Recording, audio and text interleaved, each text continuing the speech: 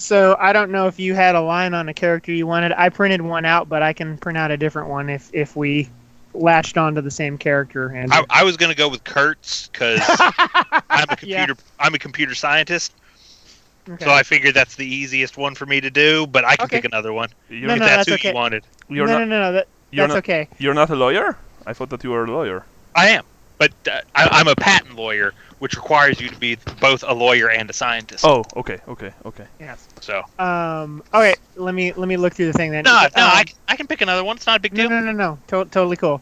Let me. So the question that I had is, I of course have not read the adventure, so I don't know what skills are required.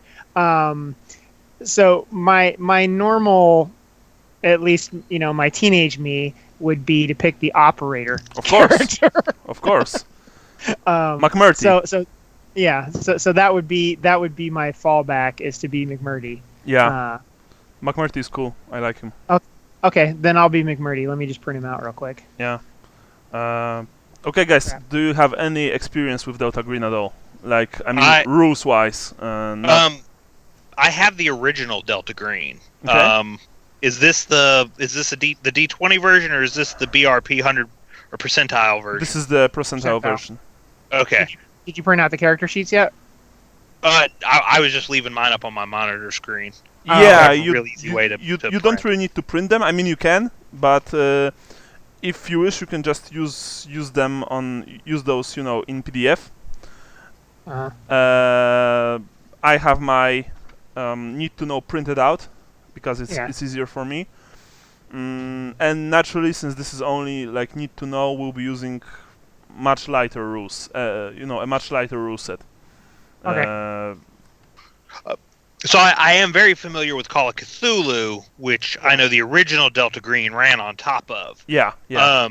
But as far as this particular version, I think this is honestly very similar to the original Call of Cthulhu, like rules-wise, and rules-wise, it's probably one of my favorite systems because it's very easy and also very intuitive. Yeah, and I like percentile systems for that reason. I mean, that's one of the things I like about Warhammer Fantasy Roleplay is, it's easy to teach somebody, and it's because easy to use. It makes sense. Yeah. Right. Okay. Well, I'm good at something, therefore I have, I'm about 60%, or whatever. Okay. So in that case, Sean, you are playing as McMurty, the ex-Special Forces operator, and you've been teamed with the Egghead, Kurtz. Sounds good. You went on a couple of missions, missions, more like assignments, honestly, few times, but it never was anything big. It mainly involved surveillance, an occasional breaking in to someone's house when they were not in the house, stuff like that. Compared to your rather rich military life, it was kind of boring, in all honesty. That said, by the way, the action takes place in New York City, just so you know. Okay. Awesome. Yeah, you both are there. I don't know if you're natives. It's up to you. You don't even need to tell me, since this is like a quick stand-in session scenario. So I'm not expecting you to like create a whole backstory for your characters. If you wish so, of course, then go for it. That said, you've both been given a call that you are to arrive at an abandoned post office building in Brooklyn at 2 p.m. next day.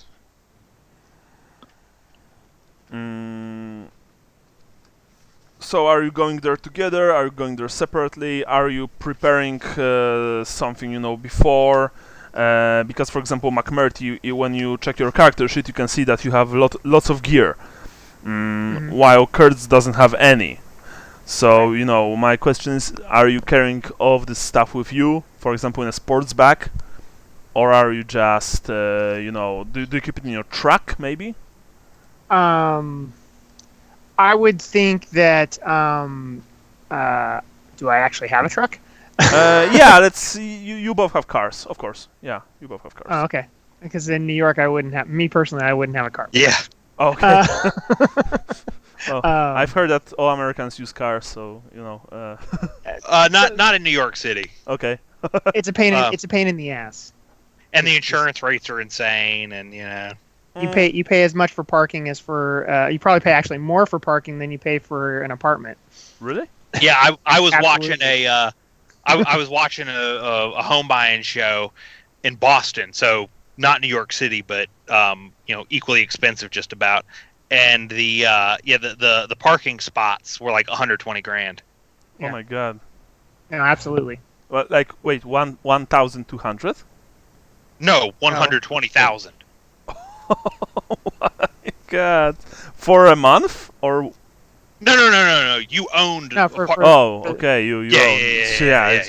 But I mean, even owning that for. But yeah, you had to buy it like property. That was the thing, right? Like. Okay. Well, I mean, for example, in Poland, when you have an apartment, you usually have either, automatically you gain a parking spot, or you can buy one.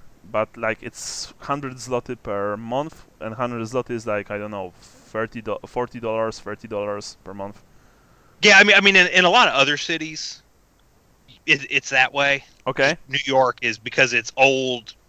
A lot of its buildings or building design kind of predates the need for parking lots. Boston, a couple cities like that. They didn't have the space to put the parking, so they literally have to knock buildings down to put a parking spot in, and so they want more guarantee of their money that way. Okay, sure. Yeah. Well, anyway, you've been both asked to arrive at the place. By the way, the federal organization that you're working for, it's officially a joint terrorism task force, counter-terrorism task force, of course. So just so you know, guys, you don't know that it's Delta Green, you don't know anything about the mythos, stuff like that. Your current assignments so far were kinda weird, spooky even, but it wasn't anything outright supernatural. Even you don't even know the real name of the task force. It's just it's just something from the apparently connected to DoD, Department of Defense. So that's it. And Kurtz, you've been, of course, recruited there, or rather invited to work with them because of your specialty with computers, while McMurty, you are you are an ex-operator, so your skills are very useful in the field. So in that case, do you guys, you have like one whole day to arrange everything before meeting with your, he's actually called handler, with your handler, one Jonathan Silva. So please tell me, do we skip immediately to the meeting, or do you want a whole day for to arrange something? I mean, I think Kurtz wouldn't need a whole day. I mean, as far as like what he would bring with him would be, whatever his government approved computing equipment. Ideally travel friendly computing equipment is for whatever. Because obviously he doesn't know what he doesn't know like what he needs other than that he's doing computer stuff and that it's a counterterrorism force. So I'm assuming, but if he's got to meet you there, or he's got to meet them there, he wouldn't be lugging his big desktop. He would have whatever the appropriate level of tech for that would be. I know, in a bag, and probably take a taxi. That's there. actually quite interesting about this game, is that if you check your character sheets, for example, you see that McMurty has like a lot of stuff when it comes to armor and gear, but Kurtz doesn't. But that doesn't mean that you don't have anything. So I would like you, Andy, to tell me what you think your character would have and what he would take to an assignment. Okay, so he's not like a traditional law enforcement specialist, right? So No. but it is a counter-terrorism task force. Yes. So I'm guessing he would probably have a sidearm. That would probably be it for weaponry. You can have a private weapon, but you are not part of any federal organization. That's the thing. You are a civilian outsourced. Oh, okay. I thought contractor. Yeah. Okay, yeah. In that case, no. Funny no thing, whatsoever. McMurtry is too. Oh, really? Yeah, Okay. because you are an ex-special forces. You're not in the military anymore, but you have enough contacts and you have like enough. You've been given enough leeway to, for example, own an MP5SD, something that I'm pretty sure that even in the States is illegal. If you guys don't know what this weapon is, it's. We're Americans. They give them out to you at birth. We know what those are. Integrally silenced, full auto submachine gun. You can't. I don't think you can really own them. Not in full auto anyway, but you have it. No, not full auto. Yeah, and your peers know you have it, Sean, and they don't they don't say anything because you're doing good job, and it helps with your work. So, for example, Kurt, you can have a weapon, sure thing, but it's private. Yeah, he probably wouldn't then,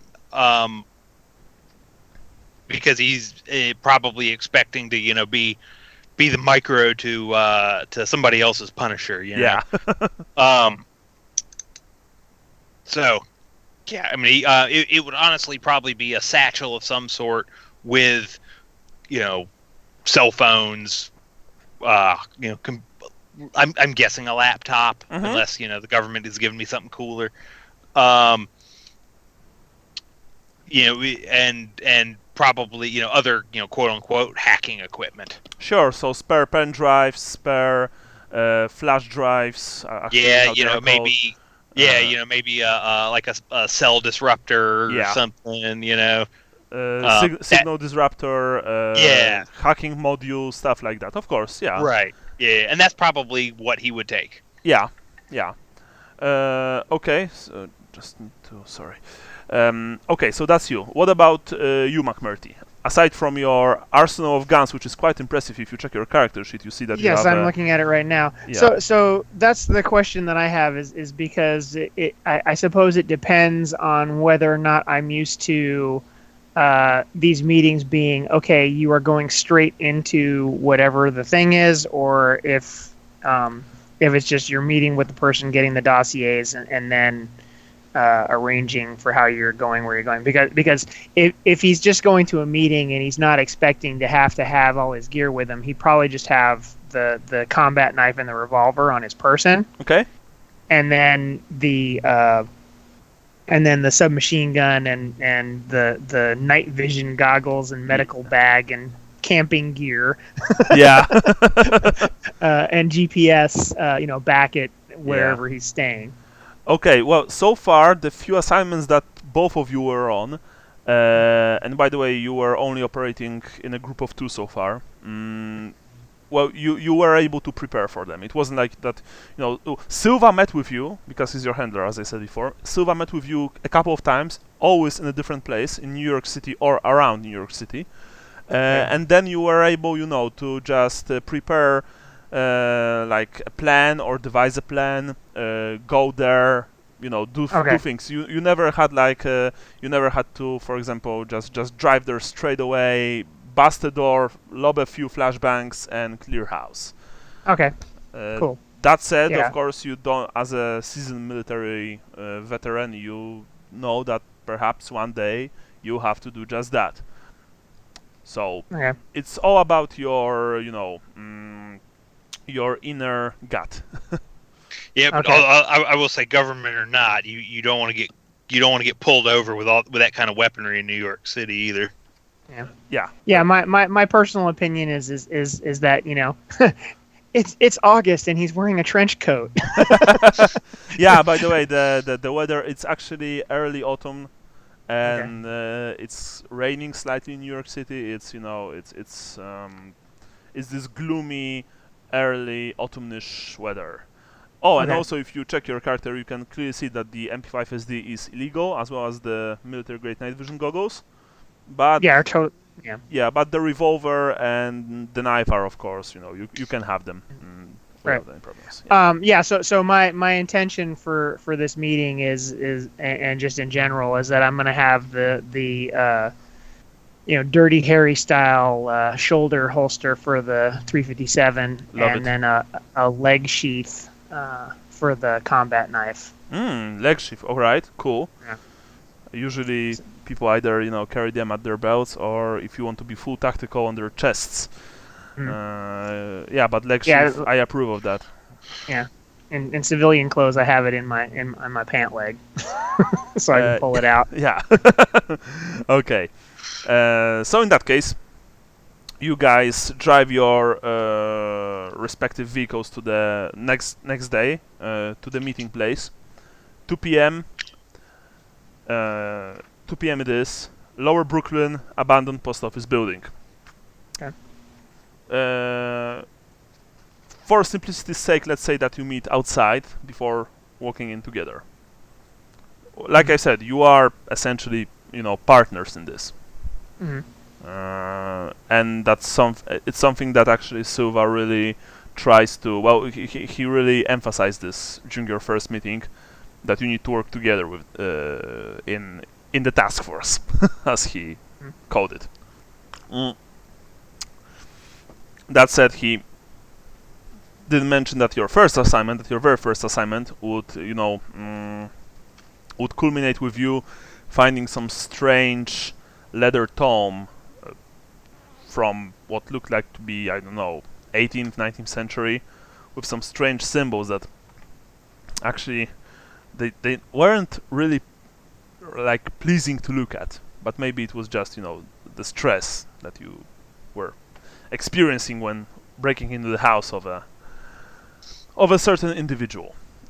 Anyway, do you want to speak to each other before walking in, or are we just moving to the business? Probably just move to the business. You don't exactly want to call attention to yourself. Okay. I just nod to Kurtz. Yeah.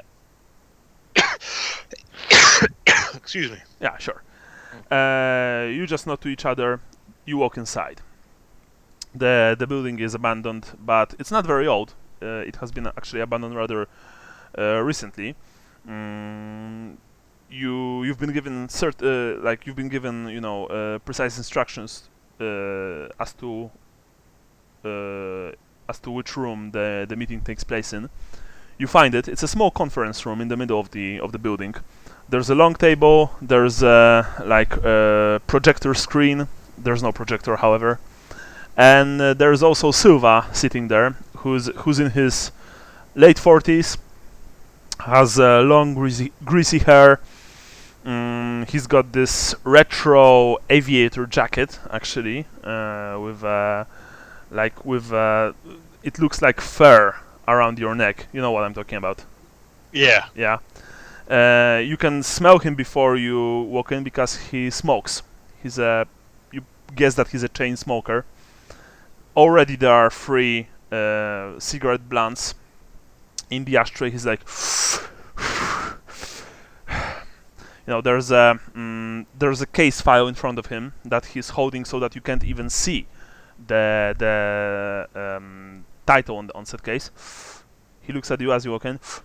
Gentlemen, welcome. Please sit. I nod and sit. How was the drive? New York City traffic. Yeah.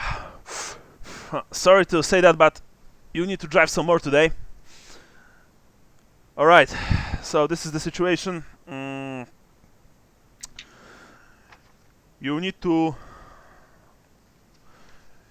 break in, actually, to residence of one Clyde Bowman. Okay. Bowman was one of us before he died of an unfortunate heart attack 4 days ago. We need you to make a full sweep of his apartment and remove any evidence of the organization.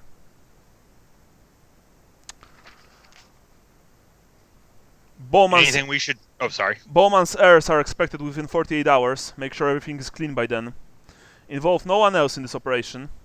And we'll meet in the same conference room in 48 hours from now with a report. If you find signs that Bowman violated our task force security, you need to report them to me.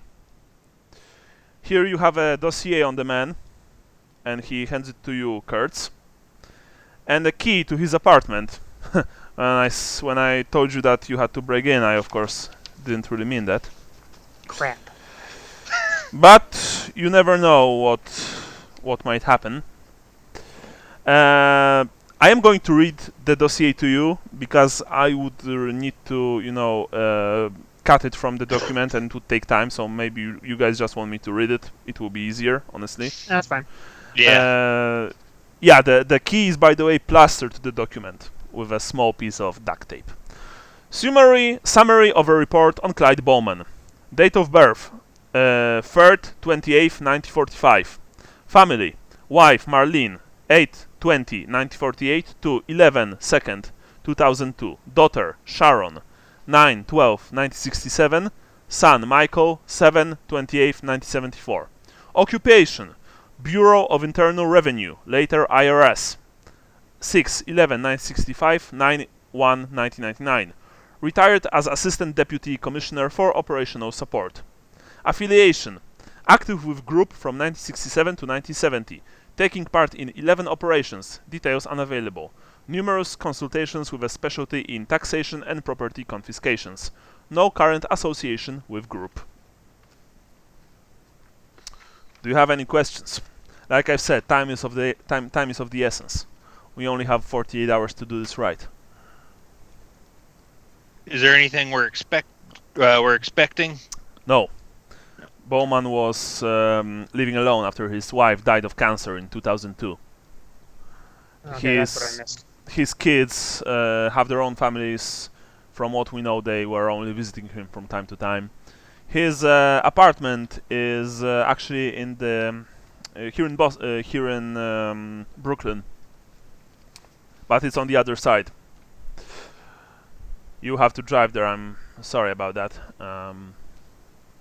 No problem. Anyway, you have, like I said, you have to check everything. Make sure that nothing remains that could connect Bowman to the task force. Bring me a report. That's it. Okay. Alright, gentlemen, I wish you good luck. I'll see you here in 48 hours.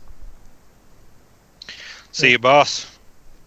He just nods, and then you see that he returns to studying the dossier, while smoking another one of his smokes, Marlboros to be precise. So, I look at McMurtry. Yeah. So you want to drive? Sure. Let's chat about it on the way out. Okay. You walk outside and move back to your cars. Let's say, for simplicity's sake, that McMurtry, since he's ex-special forces, has a larger car with a bigger trunk than Kurt's, because I think that would probably be normal. It's got a gun rack and a Hemi engine in it. Yeah. But of course, General Lee on the side. Yeah, and the Dixie, yes, painted on the back. Okay. Andy, or perhaps maybe Kurtz is compensating for something, so you can have a monster truck. I suspect Kurtz would probably have some like electric hybrid. I was going to say he drives a Prius. Yeah. By the way, I don't know if you've read Smart that, car. Andy, but Kurtz is a martial arts aficionado. Ah, okay. He likes kung fu, and he likes those old Bruce Lee movies. So you might want to incorporate this into your character somehow. Okay. So wait, is he actually proficient in martial Yeah. arts, or Yeah. Okay. He actually has the same unarmed combat skill as McMurtry. Yeah. So it's not like he just walks around quoting Wu-Tang Clan songs or anything. No, he's actually good at it. Yeah. Okay. You actually Yeah. So sorry. Go on. Well, I was just gonna say he has a 60%, which I think is the same as I think McMurtry is the same as Kurtz in that regard. Yeah.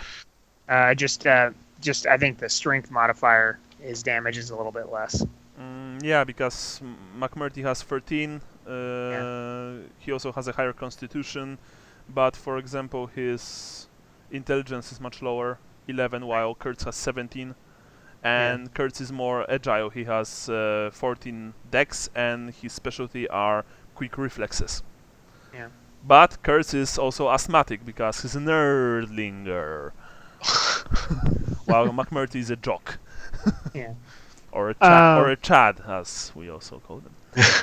I don't know. I don't know what you think, Kurtz. I was thinking maybe we should wait until nightfall, or in the wee hours before we go over there, to minimize anybody seeing us.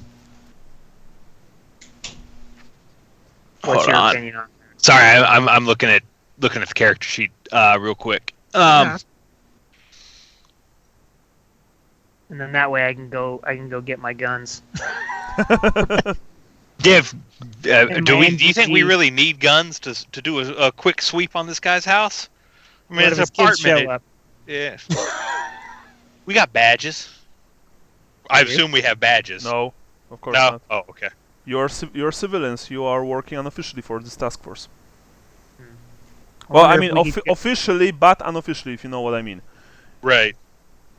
You're not a federal personnel. You don't have any jurisdiction to actually apprehend someone, to shoot someone legally, unless you're given this kind of power, freedom by your handler, and so far you haven't. Both of you know, especially you, McMurtry, that essentially what you're doing could be considered a black op of sorts. Right. This is a half illegal operation, which you always knew that government was doing something like this, and it's not like you're, I don't know, poisoning a school or blowing up buildings and then blame it on other people. Right. But what you're doing is certainly not 100% legal in the eyes of the law. Well, yeah. So my feelings on it are that because it's like 2 PM right now. I don't know. I don't recall what day of the week it is. But let's say it's the middle of the week. Okay. My thought is middle of the week during the day. It's an apartment building, we know. Not really. You've been given address, but you don't really know this street or even this neighborhood. I can pull it up on my cell phone. Well, actually, sorry. You know the neighborhood. It's a declining working class neighborhood. Okay. Kurtz, you can check, of course, the address on your cell phone. Sure. Yeah. Yeah, pull it up. See if it's like a townhouse or an apartment or what. No, actually, Yeah. you see that this is you are both checking, the photos on Kurtz's cell phone, and you see that it is an inconspicuous apartment building in a declining working class neighborhood. The building is a jarring example of early 1960s design, blocky and drab. Yeah. Okay. Generally speaking, so generally speaking, if it was the middle of the day in an apartment building, it's probably the kind that doesn't have a doorman. It has the kind that you have to be buzzed in. There's not going to be a lot of people hanging around in the middle of the week in the early afternoon. But I still think we might consider coming later at night, so that we cut down on the number of people that are out and about that can see us. Mm-hmm. That's my suggestion. But wouldn't going in there at night look more like we're up to no good? Yes. So that's the trade-off is that we're obviously up to something if we're walking around this building at night. We're less obvious that we're into something, but there's more people who can see us. All right, then let's just go. Yeah, I mean, if you want to go pick up stuff, I'm fine with that. I just No, as it's far okay. as like going, might as well start now, get it over with. Yeah, I got enough firepower that I'm pretty sure that we can handle. So you have your 357 and your combat knife with you. Correct. Okay. Are you going in a single car, or are you, driving your own, each your own automobile? I think it would make more sense to. It's going to be far less conspicuous and far easier if we both get out of the same car. Yeah, let's carpool. Do you want to drive, or you want me to drive? No, why don't you drive? Okay. I can start researching, and Okay.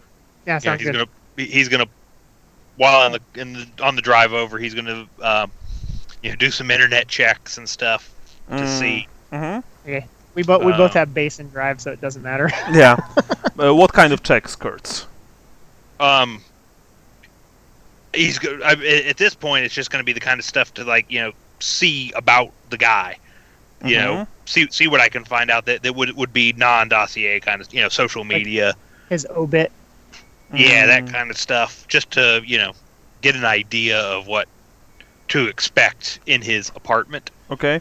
Yeah. By the way, Kurtz, you've been, because your introduction to the task force was was rather unusual because McMurphy saved you. Some time ago. You were, well, it's everything in your dossier, but I can just read quickly. You were freed by a team of secret government agents. One of which was McMurphy. Well, he wasn't a government agent, but he was with them. And the people that kidnapped you, they were rather unusual, so to speak. They were talking gibberish. They were, they were strange. You were at a party of some sorts, and someone drugged your drink. And then you've woken up in a, basement. Before they were able to do anything harmful to you, and you think that they were planning to because they had those rather long and nasty-looking knives, the team stormed the place and just smeared them on the walls. That's why after that, while both of you are not sure what the task force is about, you do understand that they are like dealing with something not completely normal. That means that Kurtz has 40% occult, while McMurtry has 20% occult. Because because of your affiliation with them, association with them, you've just begun to read about this. It just entered your life, so to speak. Okay. I know this is probably like some kind of ham-fisted explanation. Normally, you would make your own characters, and you could decide not to put any points into the occult. But since both of you have on your character sheets, percentages, the minimal percentage is always 10%. But for example, Kurtz has 40%, which is quite a lot.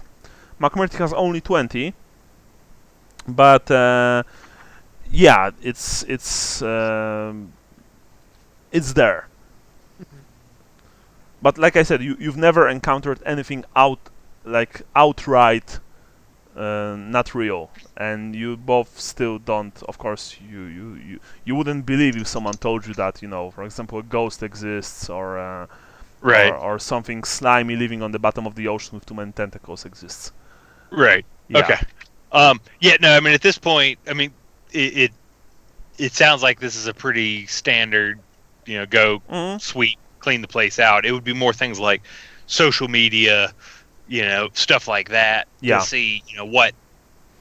Well, like I said, in a few kind of stuff we might expect and/or to look for, In the few assignments that you were a part of so far, Silva always insisted on you. Also insisted for you to bring any sorts of documents, books.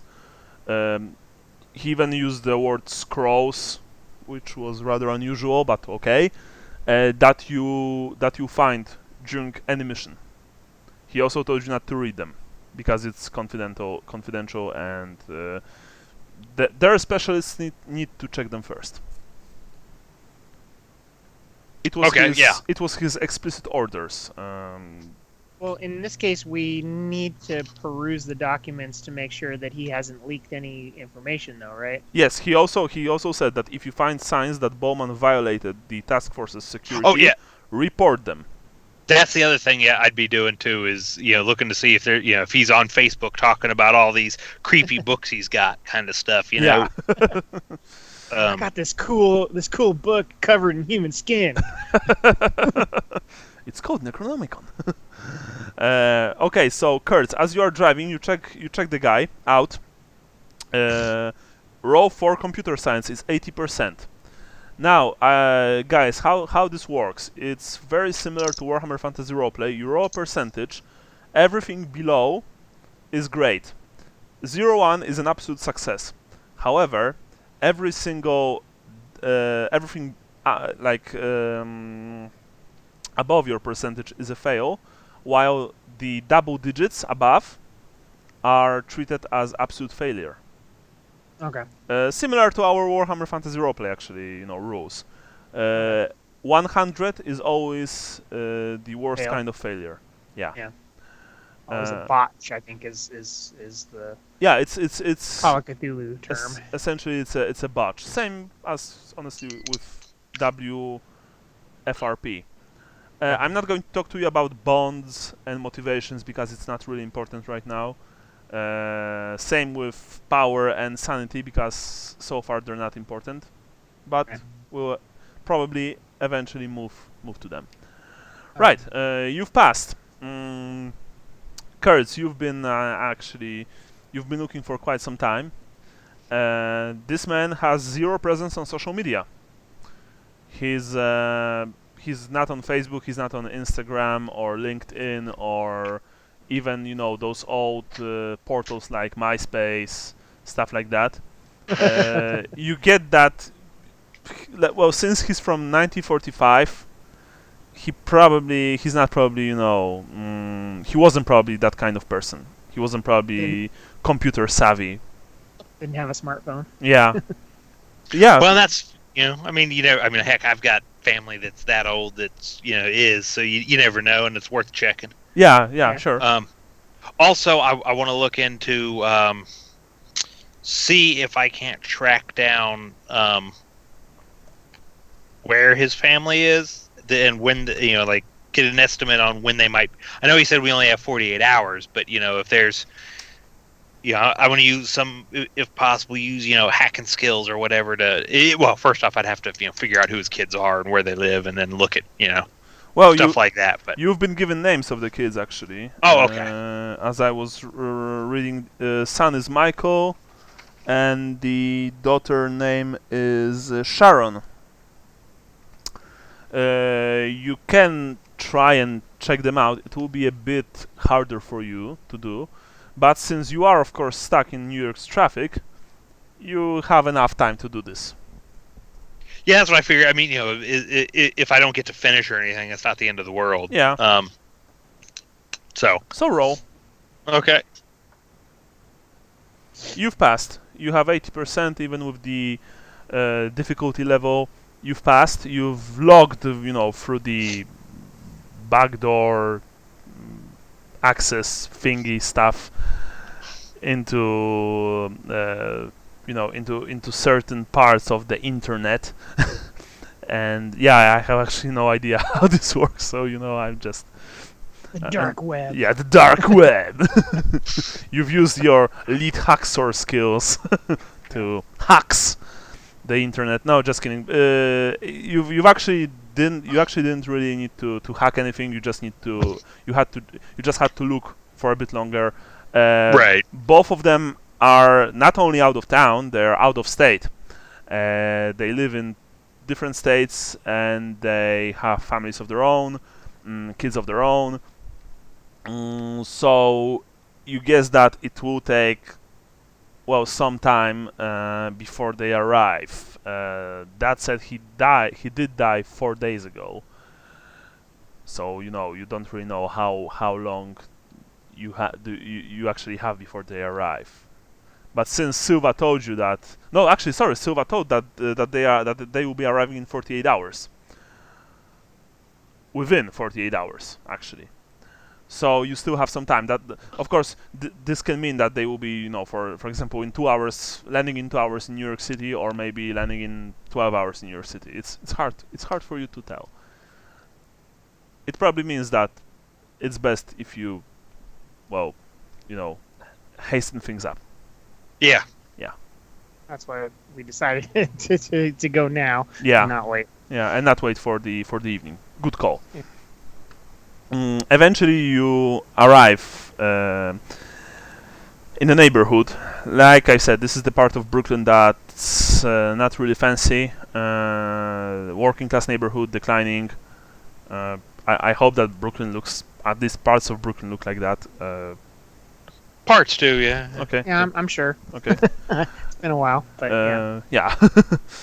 Because actually, funny thing about this scenario, it doesn't specify the city. I just like running my, games, Delta Green games in New York City because I think it's cool. Mm-hmm. There are not too many people on the streets right now. Well, not too many for New York City because, like I said, it's raining, it's rather cold, damp, and it's still middle of the day, so most of the people are working. There are a few bums here and there. People are sitting in small cafeterias, cafes. There are cups standing on the corners of the streets with cups of coffee. Stuff like that. Sorry. You also see Bowman's apartment building, and just as it looks even worse than it looked on the photo on Kurt's phone. This is this building is old. It's really old, and it's not in a very good state. So I presume that you park your car. And yeah, what I would do is drive around the building and just to get a look at it, and then park on the side street. Okay. If there's space available. Yeah, you drive around the building. Sure thing, and then you just yes, there's actually enough space available, more than enough for you to park. You park the car, you exit the vehicle, and you approach the entrance. So one of the things I wanted to discuss before we got there was that give Kurtz the key and have him open the doors while I keep a lookout to make sure nobody's watching us or whatnot. Okay, sounds good. Okay. Well, first there's the entrance to the building. It's a single door, honestly. There's of course no doorman, naturally, because this is not this kind of neither neighborhood nor apartment building. You tried the doorknob, and yeah, it's open. You enter from the rain. It's dusty and moldy here. There's not enough light. Even though the light bulbs are working, there's this perpetual half gloom. Yeah. There's also no elevator, and Bowman lives at the top floor. Okay. How many stories is the building? Let's say it's 4 stories high. Okay. Yeah. I just keep waiting for Sean to be like, God, there's no 4-story buildings in Brooklyn. Jesus, get with it. No, there could. Well, I lived in Queens. I lived in Astoria, Queens, and I lived in was it 4-story? I lived on the. No, I know. I just, but that's just whatever the current thing is. But I just keep waiting on Sean to start correcting him. Oh, totally wrong. My New York knowledge comes mainly from movies, TV series, and Max Payne games. So Max Payne's pretty accurate. Yeah. I think you need to get yourself a trip over to New York, though. I would love to. But there are apartment buildings like you are describing. For sure.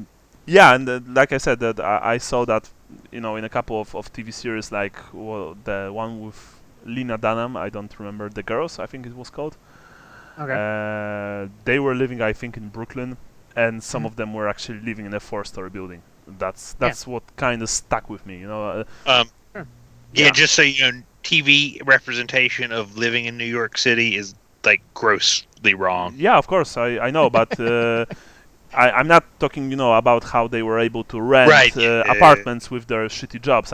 But I don't think that they were like changing the buildings for the TV series, especially since Girls, from what I got, was actually filmed in New York City and not, for example, in Canada, like many US TV series actually were back in the day, because tax things and stuff like this, right? Yeah. Yeah. Yeah, and actually a lot of them were filmed in North Carolina, and a lot of them were filmed in Georgia. Oh, okay. Nowadays, yeah, nowadays they are. Yeah. Well, even North Carolina, they're actually upset because they've been losing a lot of their. They had a lot of filming for a long time, and they're kind of losing it to other states that are out tax breaking them. So.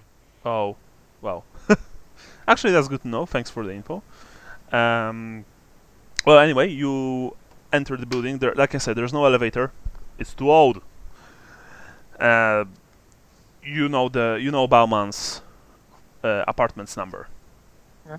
Apartment number, sorry. So you make your way upstairs. You can hear that someone is coming down. And you suddenly see an old woman with a small dog walking downstairs. The woman is about 70 years old, maybe slightly younger. The dog is one of those annoying little dogs that's, always like yapping loudly. Has those huge dumb eyes, and they look honestly more like a rat than a dog. Of course, the dog is immediately starts barking at you. Like, quiet, Mitchie, quiet. Oh, excuse me, gentlemen. She won't bite. Don't worry. Are you new? Are you my new neighbors? Oh no, we're just here to collect some belongings for the funeral home. Oh, you're friend of Mr. Bowman. Yeah, something like that. We're Oh. we're here to get a suit and stuff like that to put him in. I knew him. Miss Yanovitz, at your service. Nice to meet you, young man.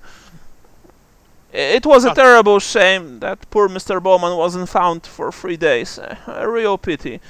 You were sent by his children, right? Or the funeral home that his children hired, yeah. Oh, I've never met them, but he sometimes told me that they were visiting from him from time to time.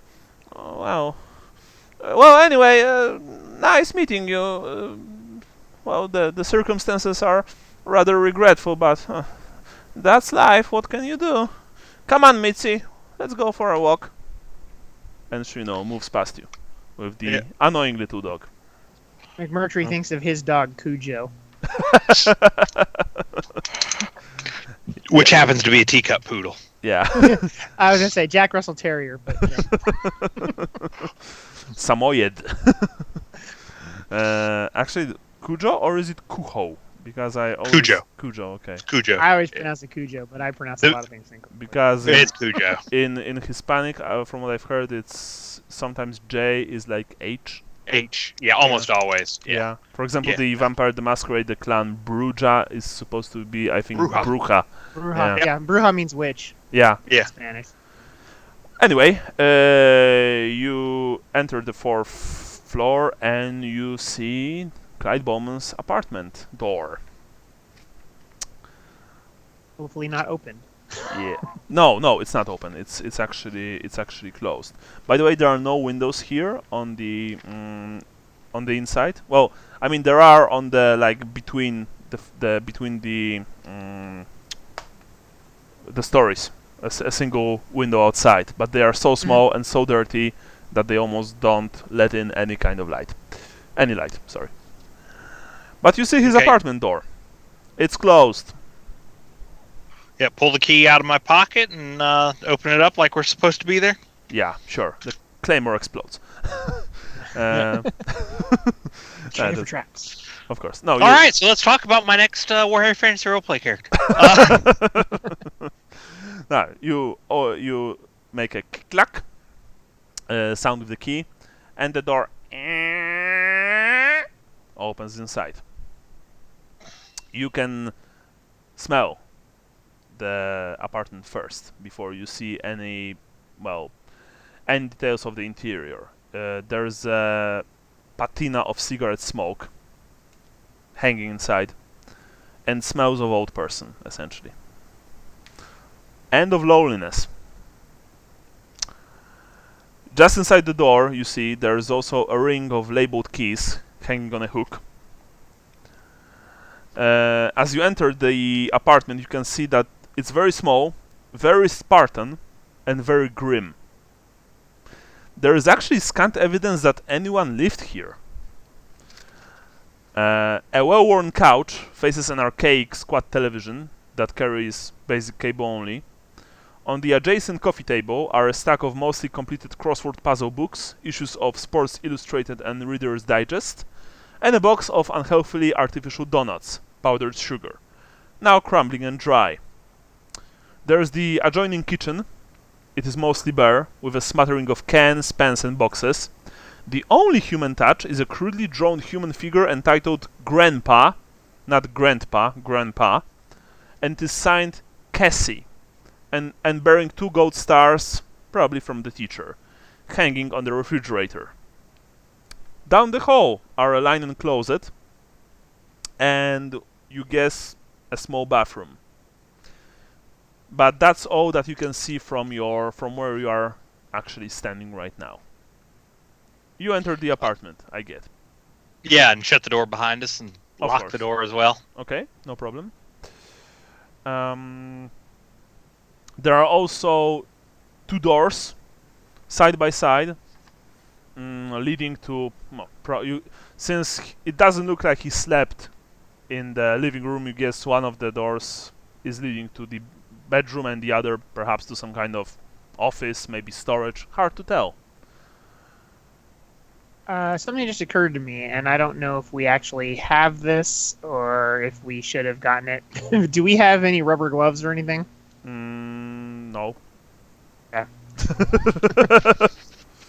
just asking for a friend. No, let's say that Kurtz has this kind of set. Or like not full CSI Miami, set with the super special UV like lamp and stuff like that, but you do have a basic set of rubber. Enough to keep our fingerprints off of things. Yeah, exactly. That's all. That's what I was mainly getting at. Is that we should glove up so that we don't leave fingerprints all over the place. It's probably a good idea. That said, you also see that that there is a lot of dust here. Like seriously, even when he was alive, this guy probably didn't clean this apartment that often. So my suggestion is that we just start thumbing through stuff. I'm interested in the keys, but I want to leave them for last. Like I've said, there is the entrance to the bathroom, and there are 2 doors, which you haven't opened. I'm gonna obviously, because of my specialty, look for computer equipment. Right. I'm not expecting to find anything based on the complete lack of social media, but I would be remiss not to look at it, and then. Obviously, I would be remiss not to be the one that looked at it if we found it. I'm going to pull out my revolver and make sure that the rest of the rooms are clear. Okay, so you cleared the rooms, while Kurtz is looking for the computer. Kurtz, you've checked the kitchen, and you've checked the entire main room of the apartment. The guest room, or however you want to call it. Yeah. There's no electronic equipment here, other than that damn TV, which seriously looks like something from 70s. Meanwhile, McMurty, you're checking you're checking the bathroom first? Sure. All right. Well, the bathroom is in a disturbed state. There's a broken towel rack, a cracked shower door, a few fragments of a broken ceramic toothbrush holder swept into a corner. There also persists faint traces of the smell of a corpse. You know that because you are, experienced in this kind of things. Yeah. You guess that this is the place where he probably had his heart attack. Okay. Yeah. Does it look to me like he just had a heart attack and fell, or does it look like there were signs of a struggle? No, you quickly... oh, by the way, in Delta Green it's actually cool. You don't always have to roll. Okay. If I, game master, actually I'm called handler in this game, decide that you should know something and that you don't need to work under pressure, stuff like this, you just know this, according to your skills, to your skill set. And since you are experienced in this kind of things, you know that you are almost certain that he just had a heart attack and he just fell out from the out of the shower. Unfortunately, you know. Okay. Poor bastard. Yeah. You check the closet. The closet is you know, there's nothing interesting inside. You know, a few what's the word? A broom, an old vacuum cleaner, like, you know, a few bottles of really old like Cleaning products. Yeah. Just I want to call them like chemical stuff, but you know, cleaning products, stuff like this. No, that's what they are. That kind of sure. The interesting thing is that even though this guy was living rather, like I said, rather Spartan, it doesn't seem like he was poor. He just didn't need that much to live. And you've heard about those kind of people who, you know, they had family, they had a good life, and then suddenly something bad happened. You know, children eventually moved out. They didn't had anything to do with their lives, so they just like they remain in this perpetual cycle of just existing, not living, but just existing. And Clyde Bowman, unfortunately, seemed like this kind of person. Kurtz, you you see that McMurtry is checking, you know, every single room. Yeah, after he's clears all the rooms, I'm gonna go look in the other rooms just in case. Like, I'm not expecting to find any computer equipment. All right. But I'd be remiss not to look for it. So you've also checked the closet. You've also checked the bathroom. You never know. Yeah, after he does. Of course. Yeah. Is there another room, or is that it? Yeah, there are 2 more rooms, and that's the jackpot. One of the rooms is a bedroom. It holds a queen-size bed and a dresser on top, of which rest photographs of Clyde and his late wife, Marlene, high school graduation pictures of his 2 children, a few photos of a grandchild, and a ceramic paperweight of a child's handprint with the name Cassie, age 4, in exclamation marks. Sorry, not exclamation marks, the quote marks, crudely painted on it. Now, the second room was also a bedroom once, but it's not anymore. You guess that Bowman used the other bedroom as an office and for storage. There is no computer. There are, however, dozens, and I do mean dozens, of boxes full of papers, documents, dossiers, files, stuff like that. Kurtz, you also see this when, you know, McMurtry checks the room, and you guess that it would take one of you about 12 hours to go through them completely. And systematically examine them, which you actually have to do. One of you. When, of course, if you would work together, it would probably take somewhere about 5 to 6 hours. Well, let me ask this: are these the kind of things that any of his kids would notice if they weren't there? As in, what's preventing us from just taking these with us and going through them later? You need to have a truck to move them. It's a whole room stuck to the ceiling with boxes. Oh, okay. My guess would be that you know, if we took like one box, it wouldn't be noticed, but because of the dust situation, that it would probably be noticed. Like, hey, why is there why is there an imprint of a pallet of boxes here? Yeah. Does any of you have accounting? Of at least 30%. I'm going to check quickly. No, I'm not, I do not. Yeah. No, I have base. No, yeah, you have base. So, unfortunately, you won't be able to speed this up. Okay.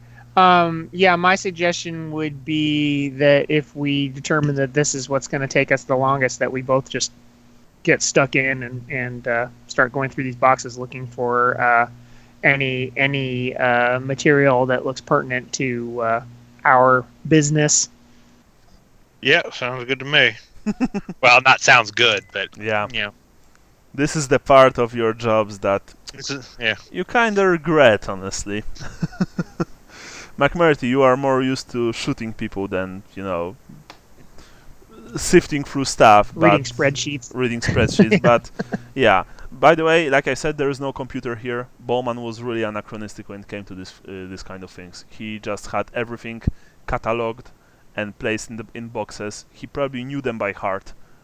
That said, you don't, unfortunately. So you just sit down and sift. Yeah. 6 hours. It takes you 6 long, arduous hours to sift through all the fucking boxes, to read every single scrap of information. You know, many of them have been printed on, on old paper, and some of them had the ink almost completely, bleached. Mm-hmm. Some of them were obviously typed on an old typewriter thingy, stuff like that. At some point you had to take a break and eat something, so you just I don't know, maybe one of you just ordered a takeaway, or you just went downstairs to a bar on a corner and grabbed a hot meal, grabbed a few coffees. There's dust everywhere. And as you are moving the boxes, of course more and more dust just goes into the air. Your eyes itch, your throats itch. It's a real chore. And the best thing is that there is nothing about the task force here. But as you've reviewed the papers, and it's about 6 p.m. Well, actually more like 7 p.m. even. You've noted, as you reviewed all of the documents, you found out that Bowman owned a cabin in a rural area about 4 hours away by car. You have the coordinates on the papers. Okay. I have a handheld GPS back at my place. Yeah. Well, I think you can have GPS with you because the GPS, I think, is legal. Okay, yeah. So you can have it on you. The night vision goggles were illegal. They were like, Navy SEAL grade, illegal. Right. Yeah. I bought them at the Army surplus. From AliExpress. Yeah. There you go. Yeah. So you found... Yeah, they probably got them from some Chinese contractor that wanted to make a quick buck. I'm sure that's how they got them. Yeah. There is a big chance, Yeah. You could have the MP5 from a Turkish contractor, because the Turkish made copies of these weapons and used them in their own military. Actually, see, it's not a real MP5; it's a knockoff MP5. Nothing to worry about. It's an airsoft MP5. Yeah. Yeah. Okay, so that's the only thing that you found that is of any interest to you, because you don't know what's in the cabin, and you were given exact instructions as to check every single, clue that could link Bowman to the organization, to the task force. There's nothing in the apartment, thankfully. But what about the cabin? Let's grab those keys and skedaddle. Let's look at the other keys too, though, just to make sure there's nothing else labeled, something that like storage or something like that. Right. No. I was just saying because. Okay. Well, I thought they were all on one key ring, but yeah. Yeah. I don't think we want to take the whole key ring, though, do we? Okay. Unless we know we need to. Well, let's take a look at the keys and what they're labeled. And most of the keys are not labeled. Most of the keys are actually rather old. You guess that many of the keys are, they're not even useful anymore. He just had a habit of keeping old keys, which I'm pretty sure any of us also, has. Yeah. I have a bunch of old keys on my apartment. I don't actually. I just have a bunch of keys that I'm not sure what are for. So Mm-hmm. Anyway, there is, however, a single key with a small piece of paper glued to it, and on the piece of paper there are words "cabin." Okay, well that makes it easy. Well, definitely taking that one, but so none of these other keys have anything labeled on them or look. No. Okay. Then let's just take. Yeah. Then perhaps nobody will be startled if one key is missing. So let's just take the one that says cabin. Yeah. Okay. You take the one that says cabin. It's already getting dark outside at this point. At this time of year, at this hour, it's already getting dark. So my question is, will you go to the cabin now, or will you go there tomorrow? Well, I mean, at the very least, I can't leave my car where it is because it'll get towed. Right. Yeah. Yeah, because they'll switch the park inside or whatever. So at the very least, we got to go back, move my car, probably let the handler know either in person or via phone, whatever our standard method is, where we are going. He contacts you. That's the thing. You don't have any kind of contact with him. Didn't he tell us to meet him back there at whatever time? In 48 hours. Oh. Yeah. Okay. So at the very least, we have to go back, and my car has to go back, or switch cars. Yeah. Right. Well, and so if I plug in the coordinates, and if I have my GPS on me, I plug in the coordinates to see where it is and the route. It's 4 hours away from New York City. Okay. So my suggestion is that we take care of your car, get it situated, and then we drive. We pick up my. Now I really want my guns and my night vision goggles, and we drive out to this cabin. That's what I think. Sounds good. Okay. So you get some coffee and some donuts or something. Yeah. Yeah, and unlike a New York City apartment, going out to a cabin at night is less likely because people won't be able to see you, or less likely to attract suspicion. So. Yeah. Okay. So it's just less likely anybody's going to see you there. So. Yeah. Just the cultists. Yeah. Well, but we don't know about them yet. So. Right. So you get out of the apartment, you close the door behind you, and you drive to get Kurtz's car. Yes. Kurtz, are you going? Will you drive the car to the cabin, or are you dropping it off at your place? I think dropping it off at my place. Okay. I think that's we don't want to be, especially because it's out in the woods, and I got some little Prius or something. I don't really want to take that off-roading or anything. Yeah, you have the girly car, not the real man. The one that's not killing the environment, like the one I'm riding. Yeah. Whatever. Hey, mine runs on biodiesel. Your runs on patriotism. Yes. You have the sign that reads, "If you want to take my guns from me, you have to pry them from my cold dead hands." It was actually in the movie Red Dawn from 1984 or 1986. There was this scene. I don't know if you guys saw this movie. It's one of my favorites. It's one of those things that I think I've seen it, but it's possible that I'm just remembering all the clips I've seen from it. Okay. There was a remake with the Four guy from 2010, I think, or 13. It was pretty good, but I will never take North Korea seriously, and I will never believe that North Korea could invade any country, especially the United States. Yeah, the problem is that's the only country they can piss off. Yeah. Well, actually, the first. Well, what's North Korea going to do? Not let them show it North Korea? The first one was Cubans, right? Or no, Russians the first one was Soviets with Cubans and Nicaraguans. And actually, it was very interesting because the guy who created this, I think his name was John Milius. Yeah, John Milius. Directed Conan. Yeah, he created the whole backstory, political backstory.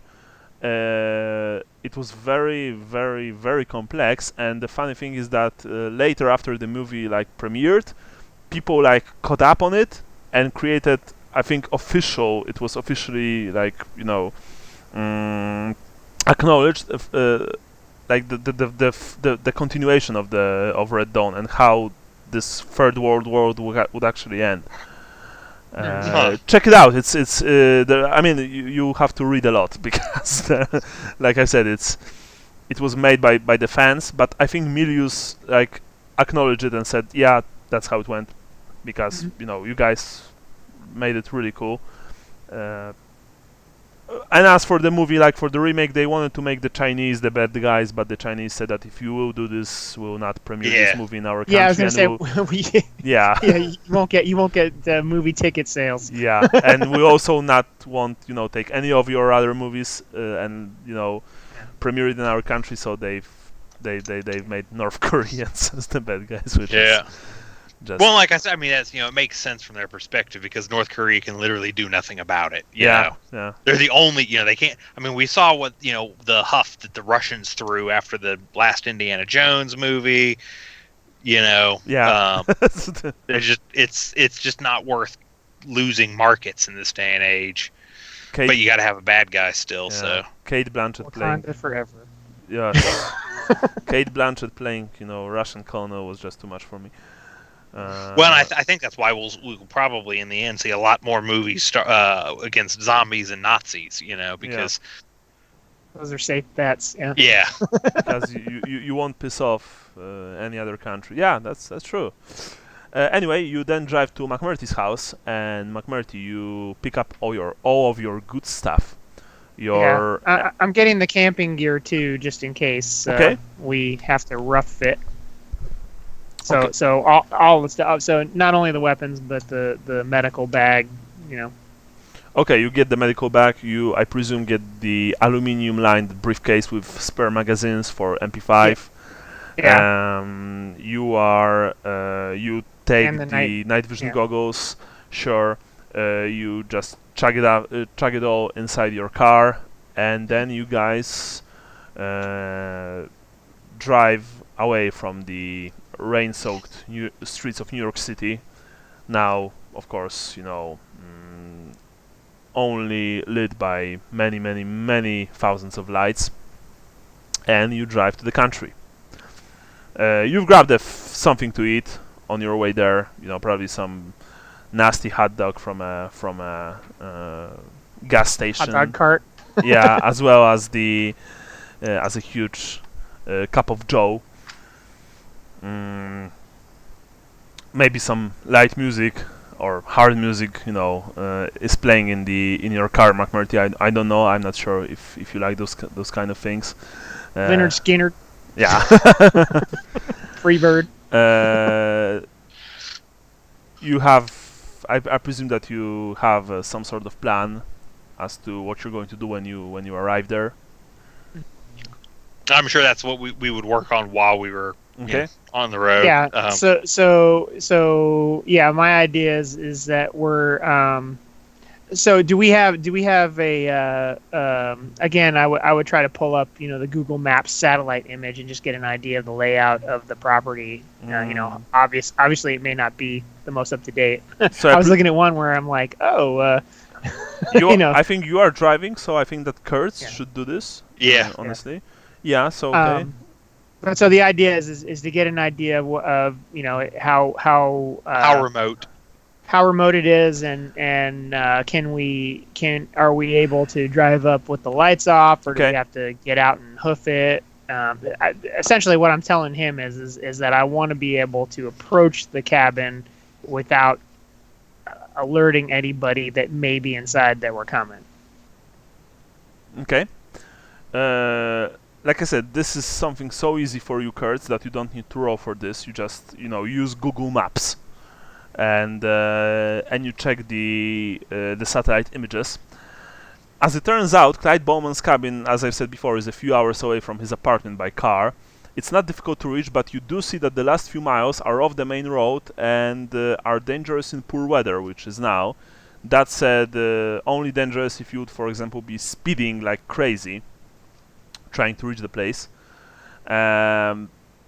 You see that the cabin itself is a single building, of course, not very big. It's surrounded by woods. You see that there are also, some smaller buildings there, something that looks like an outhouse, or maybe a shed. You're not really sure. You see that the cabin itself is probably heated by a large fieldstone chimney, standing on one side of the building. That's it. That's all that you can actually, get from your Google Fu skills. Obviously, I would relay that over while we're driving to McMurtry. Sure, of course. Yeah. Right. So you drive there. I'm going to make some coffee, okay? So 2 minutes break. Okay, guys, and then we'll. Yeah, actually, coffee sounds like a good idea. Cool, cool. All right, be right back. What? Okay.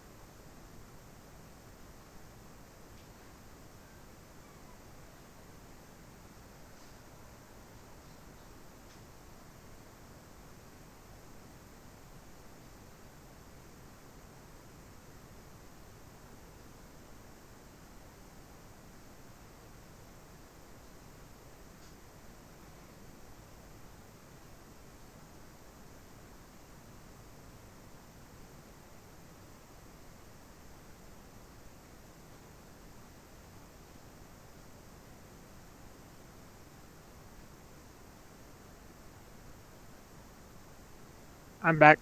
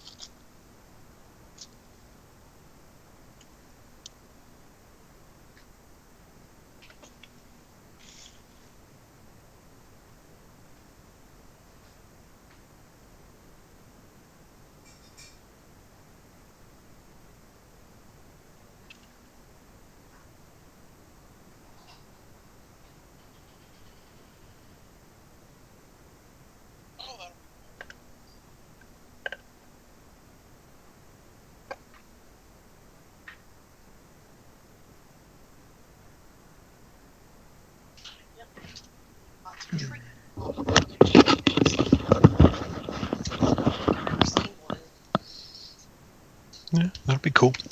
Are you taking Molly with you? Yeah. Okay. Okay, I'm back. Me too. I'm here, but I'm waiting for my coffee. So. Yeah, no worries. Do you guys have K-cups in Poland? What's that? K-cups? Do you have those in Poland? Is that some kind of? The pods that you put in the little thing and it just makes your coffee completely for you? Yeah, we have.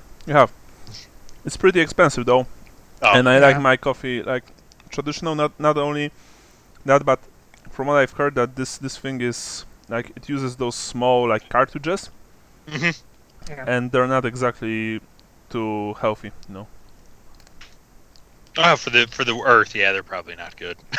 I mean people, but yeah, Earth probably as well. Oh no, for the people, they're fine. Oh, okay. Um, Well, we do plan to buy it with my fiance, soon to be wife, in a few, after our wedding. Yeah. So yeah.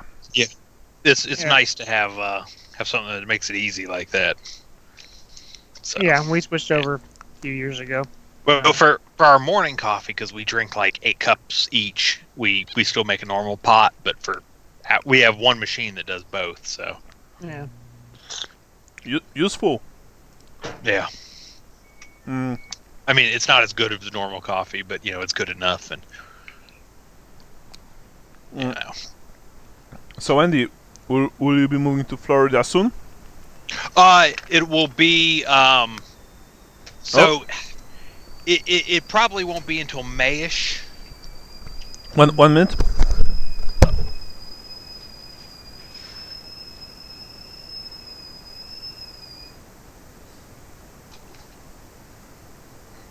Here they are.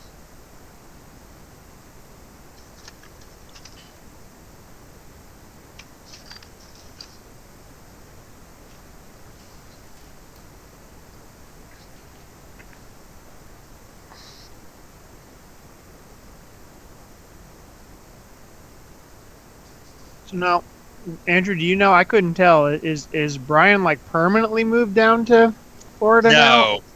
No. It's just his wife and kids are down there most of the time. Yeah, I don't know what's going on. I'll leave it at that. Yeah. Or I see something that No. There's nothing. There's nothing to add to that. But well, I know for him. I mean, he's not really home most of the time anyway. So where his actual house is doesn't matter. I was just curious if because I see her. I mean, she used to talk about driving back and forth, but lately, if I see anything at all, it's always in Florida. So I don't know. Yeah, it's. I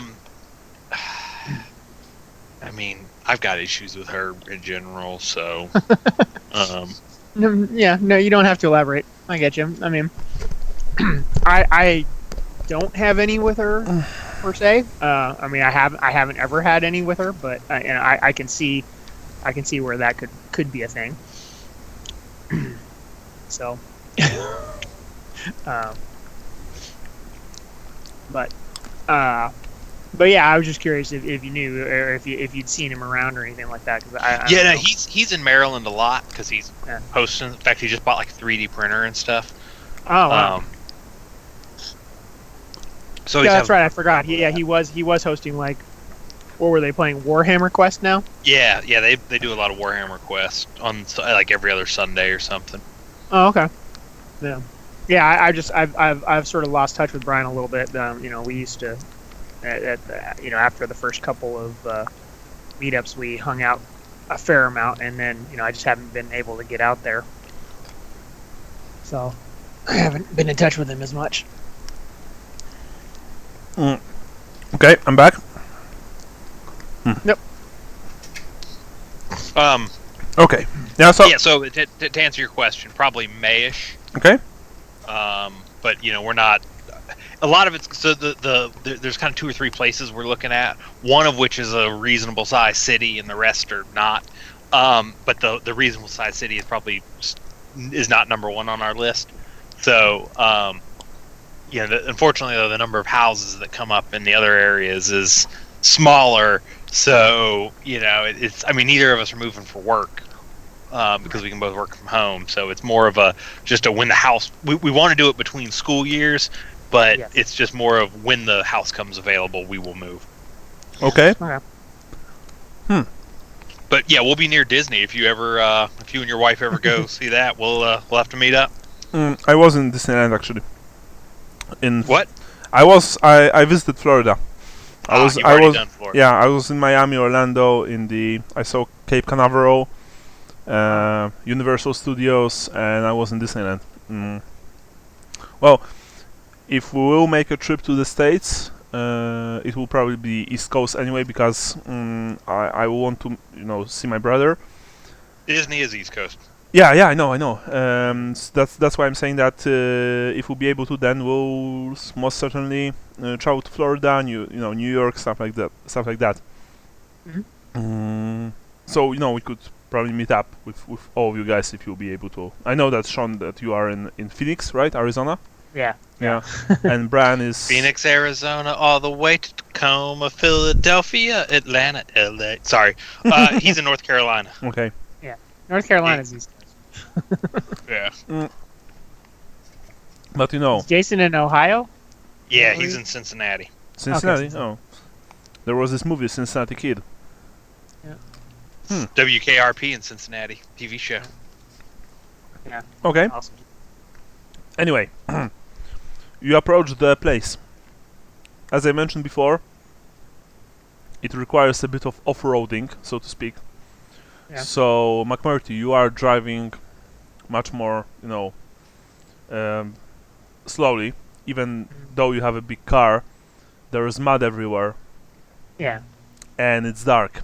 It's my guess that from my time overseas, I know how to do I know how to drive appropriately for the conditions. Of course. And yeah. Well, part of Special Forces training is actually driving a car very efficiently. If you guys you can, for example, check a couple of documentaries on the SAS units. It's a part of their training. They have to drive very fast, but also very sure. Just in case. Anyway, it's almost 11 p.m. So it is rather late. Fortunately, you've grabbed, like I said before, 2 big cups of coffee. So you're all good for now. And eventually, in the lights of McMurty's car, you can see a small clearing and a cabin standing in the middle of it. Okay. Well, sort of what I wanted to do was to be able to turn off the lights and sort of stop the car away from it, and then have Kurtz wait in the car while I sneak up with my night vision goggles and sort of look around to make sure that there's nobody obviously around the area or in the house. So you just make a full sweep around the cabin with your night vision and your main weapon, or the MP. The MP5. Okay. Yeah. Yeah. So Kurtz, you see that McMurty emerges from the car into light rain. He has his night vision on. He also has the rather intimidating, sleek black submachine gun in his hands, and he makes a full sweep. Even from here, you can see that the cabin is actually constructed. It's constructed of wood with a faux log cabin exterior. So faux is in fake. Yeah, exactly. Is that what you're saying? Okay, yeah. Making sure I wasn't hearing something you weren't meaning to say. No, it's faux as in FHUX. So FAUX. Yeah, so it's like a fake cabin exterior, so to speak. It's not your honest to God outdoorsman cabin. More like a weekend retreat, honestly. McMurty, as you make your way around the building, you can see that that behind the building stand an old house and a shed. And you can see that 10 yards away from the house, near the edge of the woods, there's a hatch for a septic tank emerging from the ground. Okay.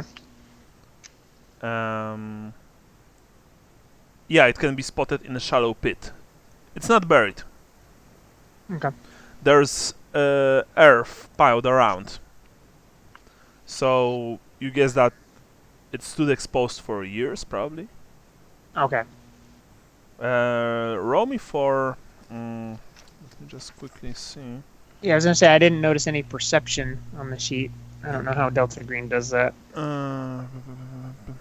Or spot hidden is the is the Call of Cthulhu skill. No, spot hidden not in this case. Yeah. I guess we can roll for your search. Okay, that works. I only have base. Okay.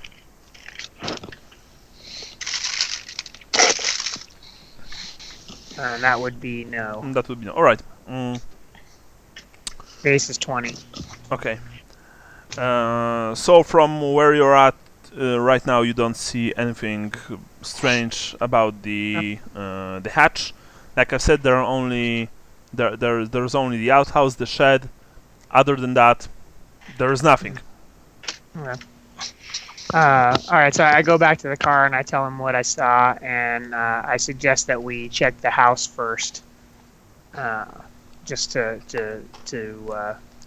get it out of the way, and then we'll look at these other two, the outbuilding and the strange hatch. Sounds good. So I drive the car up to the house. Okay. You drive closer to the house. You see that, of course, inside there are no lights on, so probably no one's inside. Both of you exit the car. McMurty, I guess that you have your SMG on a tight shoulder strap. Yes. And your night vision are probably above your eyes. Yeah, just on my forehead now when I'm not using them. Yes. Sure. Bless you. Oh, so no, that was sipping from the coffee. I know. Just kidding. Oh, okay. You approach the door, and I guess you try the key. Yeah. Claymore, this time a little more carefully than the last time, though. Yeah. Claymore explodes. Yeah. No, just kidding. Yeah, you make a small click, and the door opens. The door opens inside. Oh, by the way, the cabin is only 1 story high, so it has like a basic story. Because in Poland you have the basic story, then there's the first story, the second story, stuff like that. But I think in the States, here we start with 1. Yeah. So there's a light switch to the left. I suggest that if do we have flashlights? You have, you have small compact flashlights, of course. We can even say that you have a flashlight on your MP5, as a sort of a tactical light on the barrel. My suggestion is that we don't turn the lights on and we sweep the place with, just in case anybody drives up. We don't want to alert them to our presence. You're the experienced one. Even though our car, I didn't say that we put our car out of the way. But anyway. I guess. I mean, I guess that you have shut the engine down. Yeah, I definitely turned the car off. Yeah, for sure. Yeah. So okay, so that's. Anyway, I'm just suggesting we don't light up the whole house. That we use our flashlights to go through it. Okay. Because you haven't checked the shed nor the outhouse outside. You only saw that they were there, but you. Correct. Yeah, haven't checked them. Okay. Shit. Sorry. Okay. So now you are sweeping the place with your compact flashlights. The place is not very big. It has a bedroom, a bathroom, a living room. There are a few closets, and there is a kitchen, of course. Like I said, the whole building is constructed of wood. It is obviously connected to the local power grid and heated by a large fieldstone chimney. And from what you've gathered, McMurty, water is drawn by an old electrical pump attached to a well. Yeah. Both of you know without any doubt that there was no one here for at least 2-3 months. The cabin interior is quiet. There are more than a few cobwebs. And aside from second-hand furniture and a rustic decor... What's that sound? That's me putting some bases in a box, sorry. Oh, sorry. I'm listening. And yeah. Aside from second-hand furniture and a rustic decor, there are only Actually, wait a second. Sorry, I need to check one thing.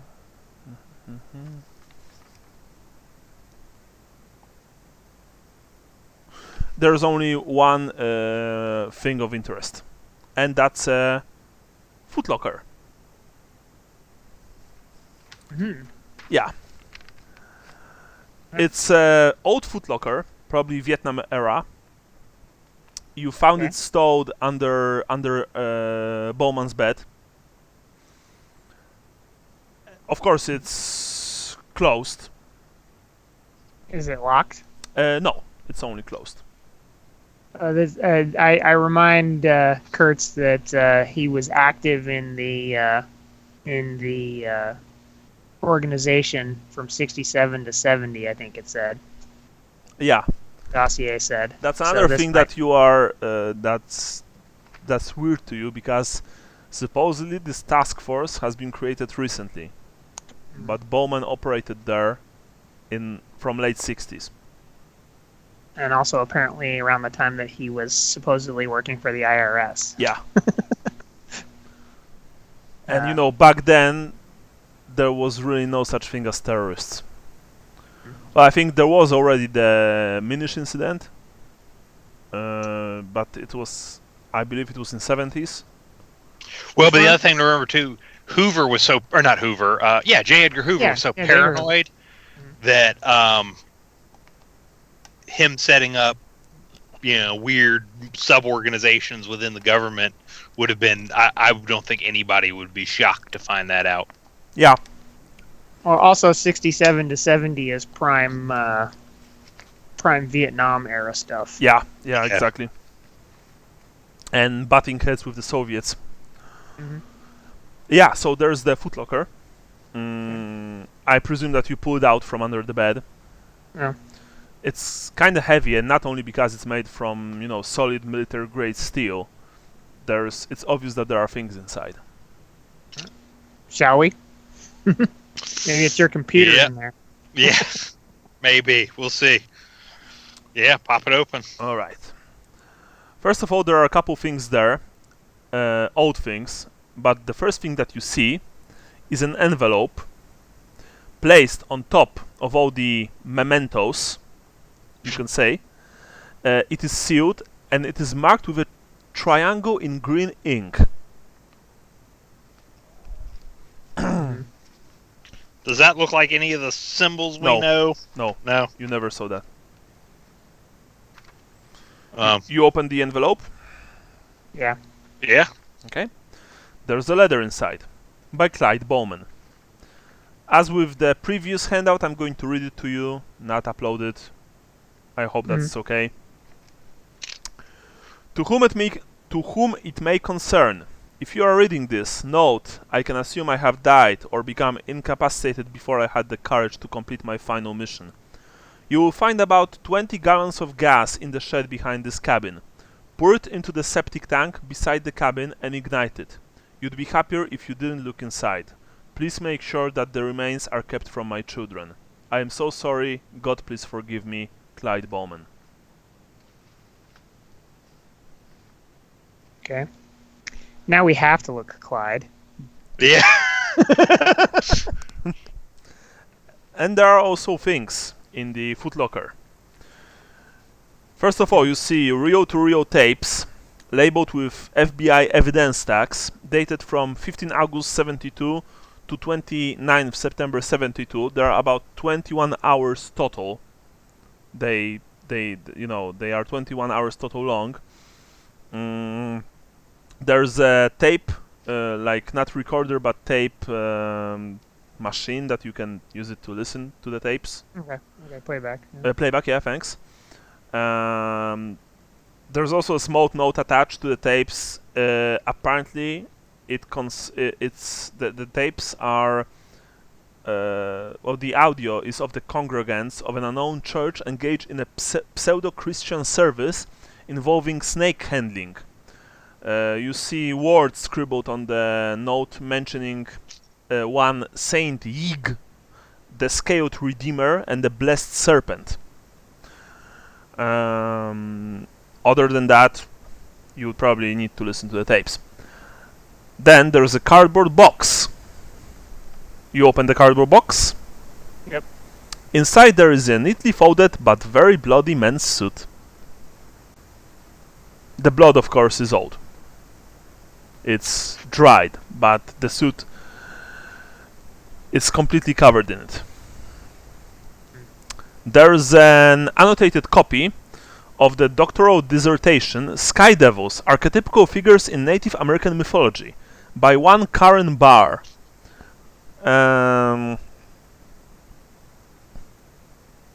I need to check Kurtz's skills now.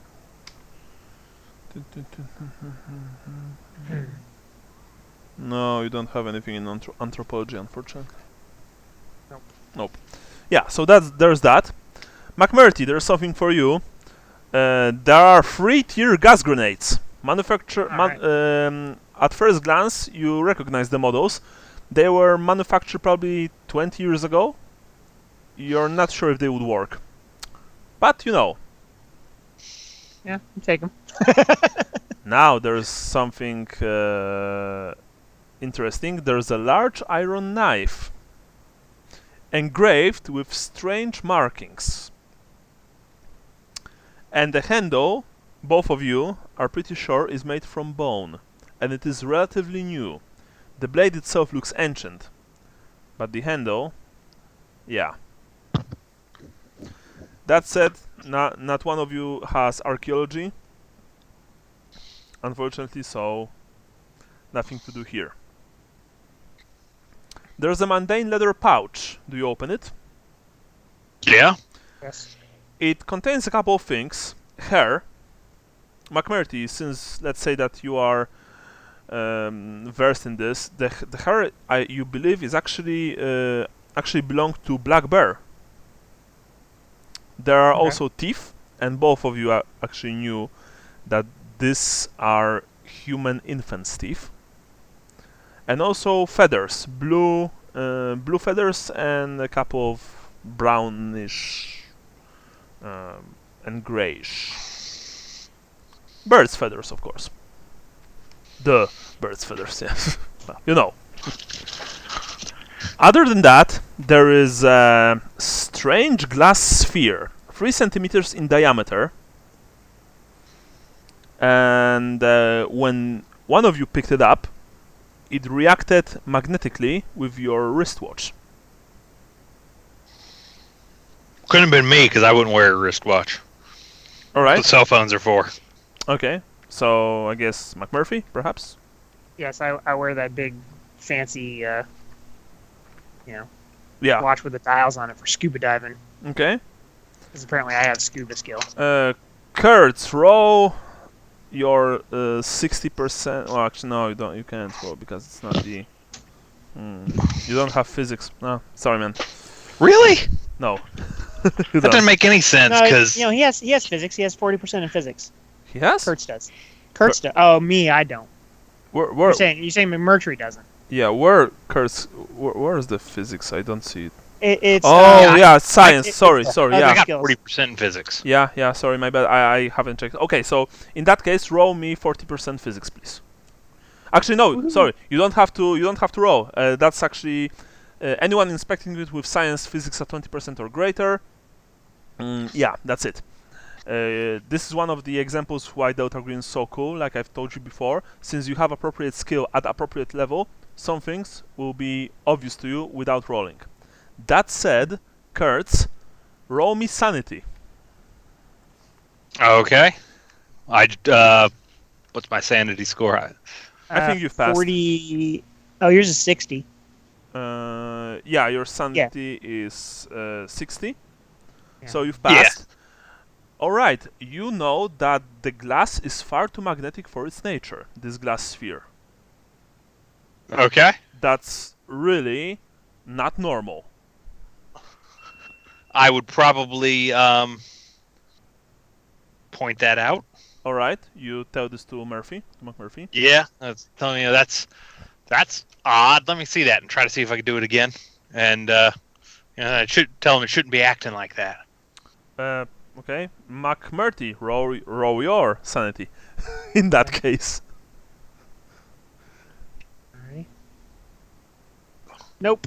You gain 1 insanity point. Okay. Well, what you boys just so is it the same as Call of Cthulhu where you're just subtracting from your sanity score? Yes. Okay. You do this. So I 55, so I've got 54 now. And if you collect 5 points from one test, you gain a temporary insanity. Correct. That said, in the Outer Green, there are ways to regain sanity between missions.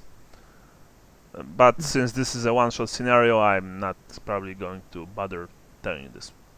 Maybe one day, maybe if we'll play this system one day, like longer, maybe then. It's actually pretty cool. Yeah, that said, you guys are seriously weirded out by this. You know, imagine a glass sphere 3 centimeters in diameter that is magnetic, and it's heavily magnetic. It's not light magnet. Well, these are probably the sorts of things that Silva. I forgot what her hand, that Silva wants us to collect.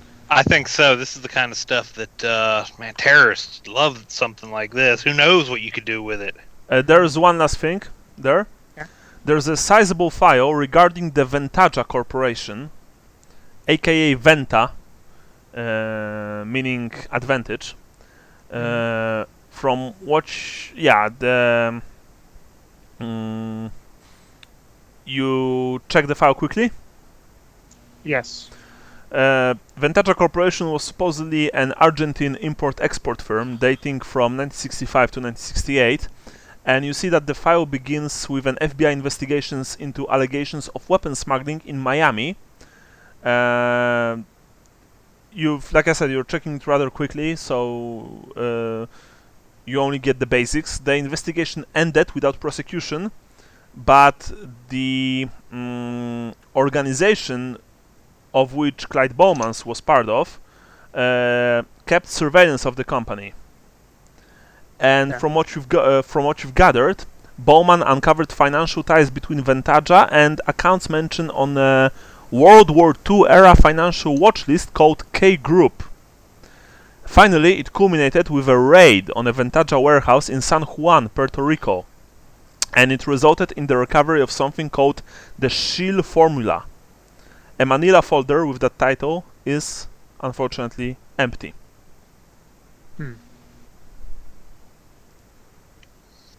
Alright, well... I'm gonna comment. I suspect this is the kind of stuff they want us to look for.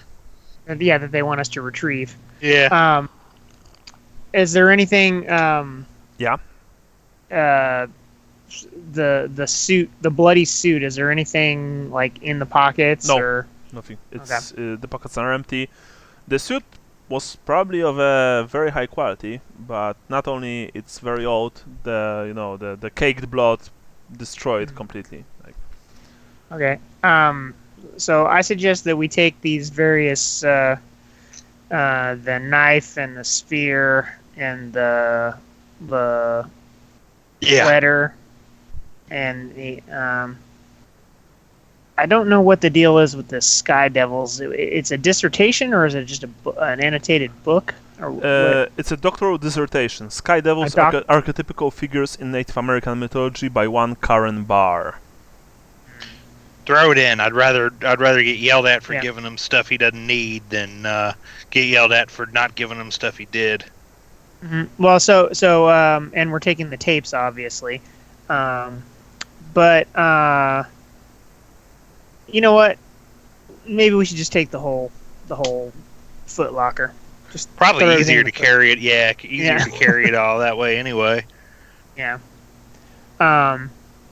Okay, and that's the only thing we find in the house? Yes, that's all. All right. Yeah, my suggestion would be let's close up the foot locker and throw it in the truck. Okay. And then go to the outbuilding and look for stuff and the gas he's talking about. and then.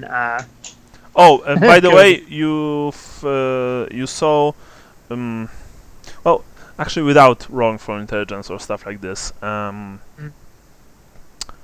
McMurty, you Yes. are thinking about one thing. There was an outhouse outside. Yeah. But why have an outhouse if you have a completely functional toilet and a septic tank? Well, 2 reasons. Well, Well, one is because the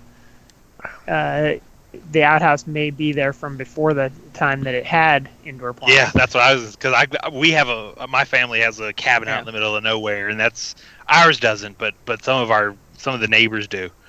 My parents' I remember when my parents' cabin did have an outhouse, and it no longer does. But but there's a thing. Even with your night vision goggles, you saw that the outhouse was new. It wasn't like some old, wooden outhouse. It looks more like a Porta-John. Yeah, exactly. It looks pretty new for this place. It looks newer than the cabin itself. Okay, interesting. And I'm positive it's when we say outhouse that it is an actual crapper. Not not a shed. It's a shitter. Yes, it's a shitter. Okay. Do you check the plumbing? Yeah, so that's what I was gonna say. I say to Curtis, he said something about this setting fire to the septic tank. I wonder if he was afraid to use the John in here. Shall we take a look? Yeah, better safe than sorry. We weren't gonna blow it up, were we? We were gonna call or send the handler in for that. Handler, what's his name? Suva. Yeah. Well, Handler told you once explicitly that he will not be joining you on any operation. Right. Yeah, but my point being that I'm pretty sure I'm pretty sure he doesn't want us blowing it up, but we also aren't going to be able to retrieve what's ever in there. Well, yeah, exactly. Well, or assuming when we do look that we can't retrieve it, my guess is right now from his letter, he's telling us not to look in there, so of course we have to look. And then how McMurtry feels about it at this point is I'm going to see what's there. If I think it needs to be burned, I'll burn it. Otherwise, I'll just and maybe he's just batshit crazy. I don't know this dude, what his deal is. Well, the footlocker was certainly interesting. Yeah. So, but I am curious. I am curious to see if the toilet, has anything in it, or if there's anything going on. You've checked the toilet, and you found that all of the pipes have been disconnected. Okay. Weird. Yeah. Okay. Why don't we check the sink? See if that's connected to the water. Sure. Turn it on. Go to the kitchen and turn it on. The kitchen sink. Yeah. The kitchen is connected to the water. Huh. Okay. Same with the shower cabin in the bathroom. Okay. So the water flows in those, but the toilet is disconnected. Yeah. Well, okay. You guess that the cabin takes water from some kind of well nearby, and the toilet was naturally connected to the septic tank. Correct. But for some reason, Bowman disconnected the toilet. Okay. And he has a fully functional, toilet outside. All right. And so so I was just getting confused. So there's another building that supposedly has gasoline, 20 gallons of gasoline. There's a shed. Okay, so the shed is different from. Okay, we'll just check. I say to Curtis, I said let's go outside and check these other buildings before we go over to the septic tank. Yeah, sounds good. So I check the outhouse to see what's up with it. So both of you move outside? Yeah, let's take the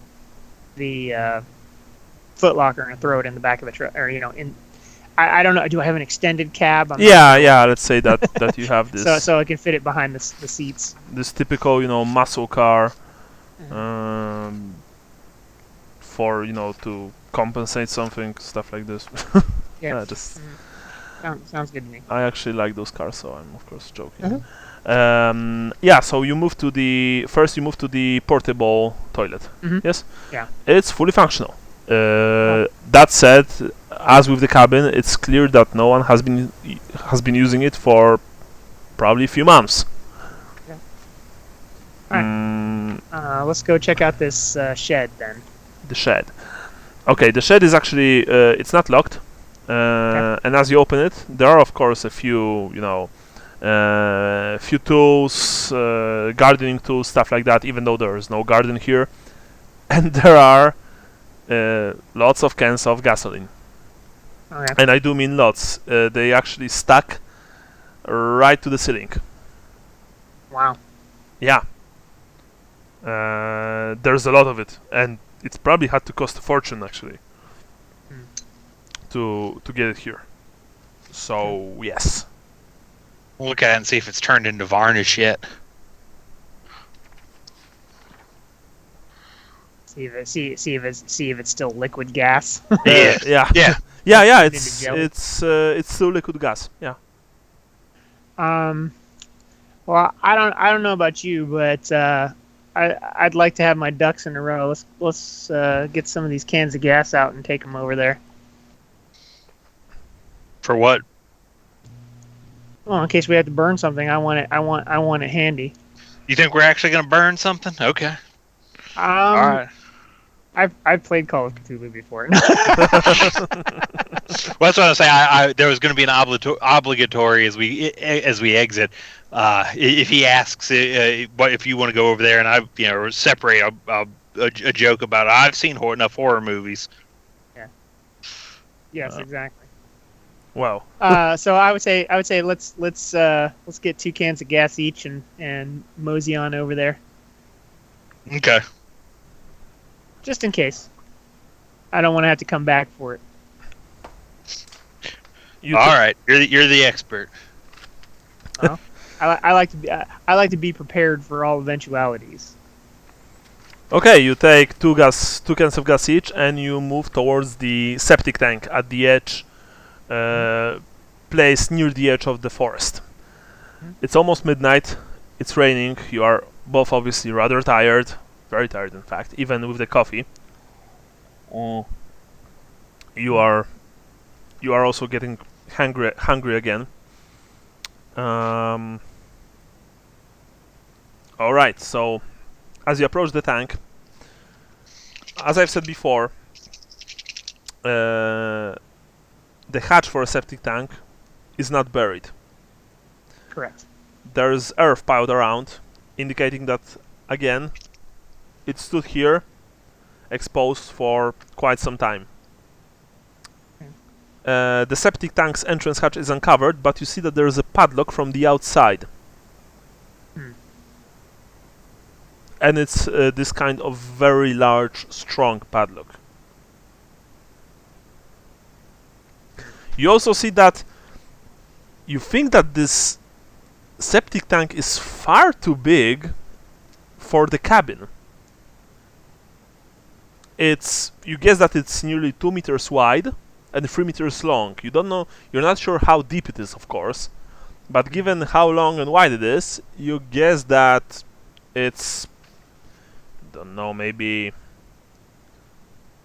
2 meters, 3 meters deep. Hard to tell. But it would be way over capacity for a single toilet. Yeah.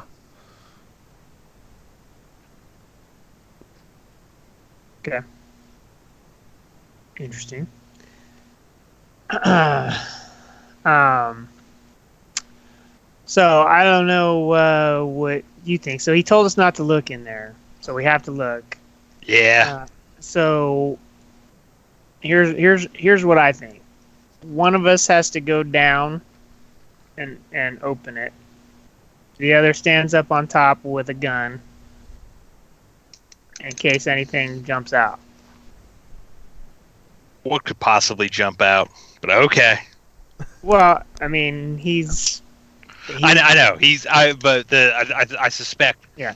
As a science person, he would be a little more skeptical, even if he's seen weird things, right? Like, there's a difference between weird magnetic things and, horrors that jump out of septic tanks. Yeah. So up to you. Do you want to open it or do you want to shoot stuff? I'll open it. Okay. You want to open the tank? Okay. Yeah. How do you want to? Because remember, it's padlocked. That's a good question. Now that I think about it, now that we see that, is there like a crowbar or a pair of bolt cutters in the shed, or is it? There's a crowbar there. Yeah, sure. So my suggestion would be you even have a crowbar in your car, like a tactical crowbar. Yeah. So my suggestion would be that we get a crowbar and try to break the lock and open it. Sure thing. Alright, so you grab a crowbar from the shed. You begin to fiddle with the lock. Eventually, of course, you break it without... Well, I don't want to say without any trouble, because like I said before, this padlock was really sturdy and probably, well, really expensive. These are the kind of padlocks that people use when they really don't want any thieves to steal their shit.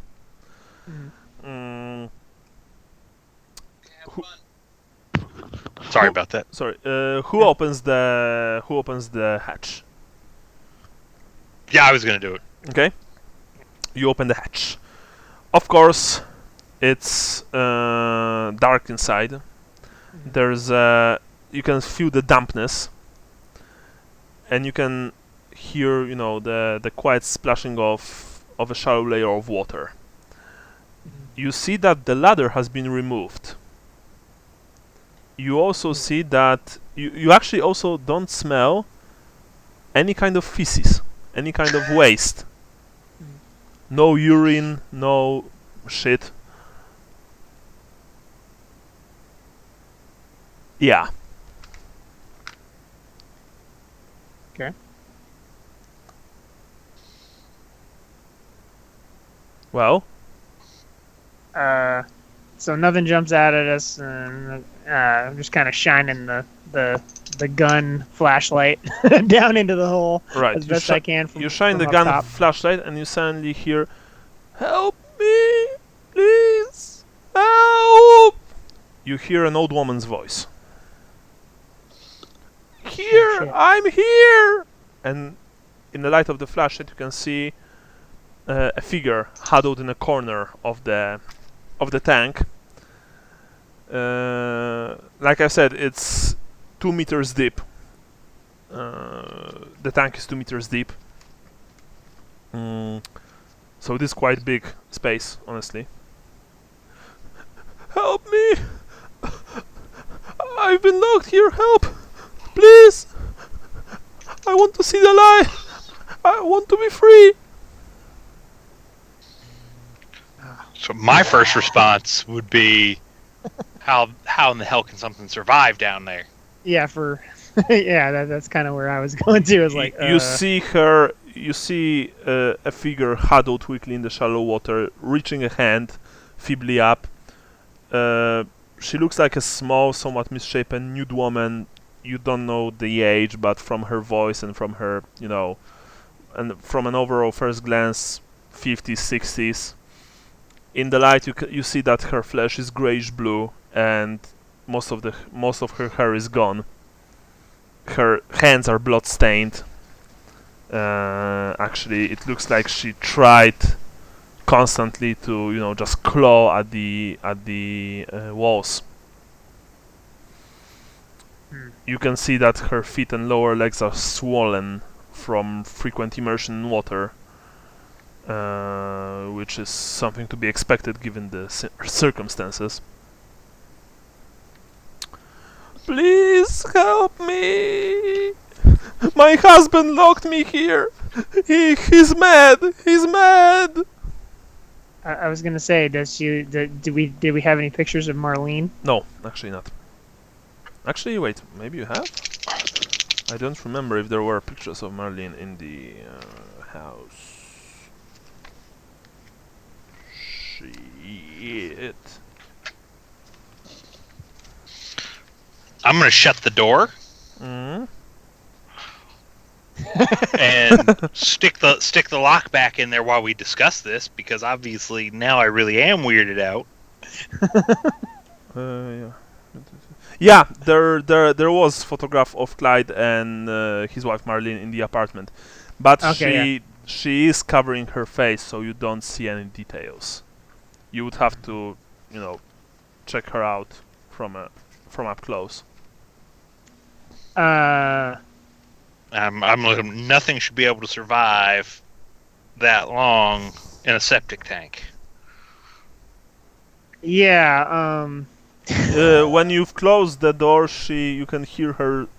Well, not screaming because she can scream, but she just wails like, "Open it, please help me! I want to live. I want to be free. Help me! My husband locked me here, please!" And you can hear her banging on the walls of the septic tank, like bang, bang, bang. The other thing I'm going to point out is that if she gets let free, if she's telling the truth, as cold and as awful as this is, that sounds like a thing that would come back to haunt the agency, so to speak. And it's probably not the kind of thing they want to get out. Yes. In other words, would probably not be happy if we brought her back alive. Well, yeah, I'm just trying to think of. I definitely. You do know, however, that this is the kind of thing that certainly Silva would like you to deal with one way or another. Files, footlockers is one thing. Woman kept in a septic tank. Right, that's what I'm saying. Like, they would definitely, they would just have to lock her up. Because I know this, we know this is the kind of agency that requires, some kind of clearance and junk, right? We're not dumb. Well, yeah, like I said before, you know that this task force is dealing with some rather shady business. Okay. Yeah. I think this would. McMurphy says this. I think this definitely qualifies as a loose end, and we probably need to do something about it. So let's go get the rest of this gas.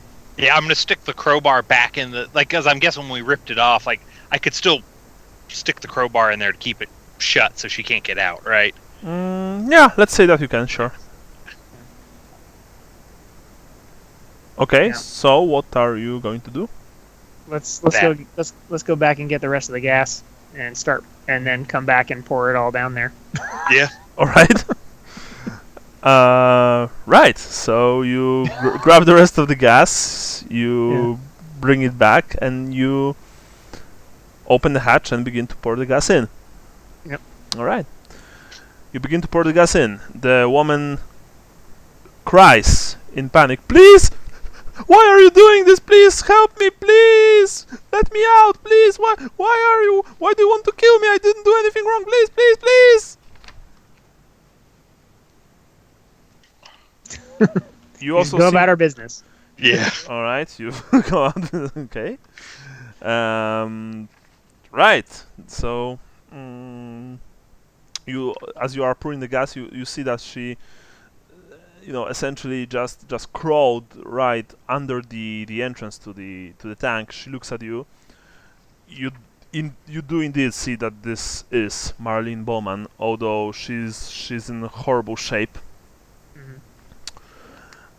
And as you look closer, you see Romy. Actually, no, not Romy. I need to check it on your character sheets. Yeah.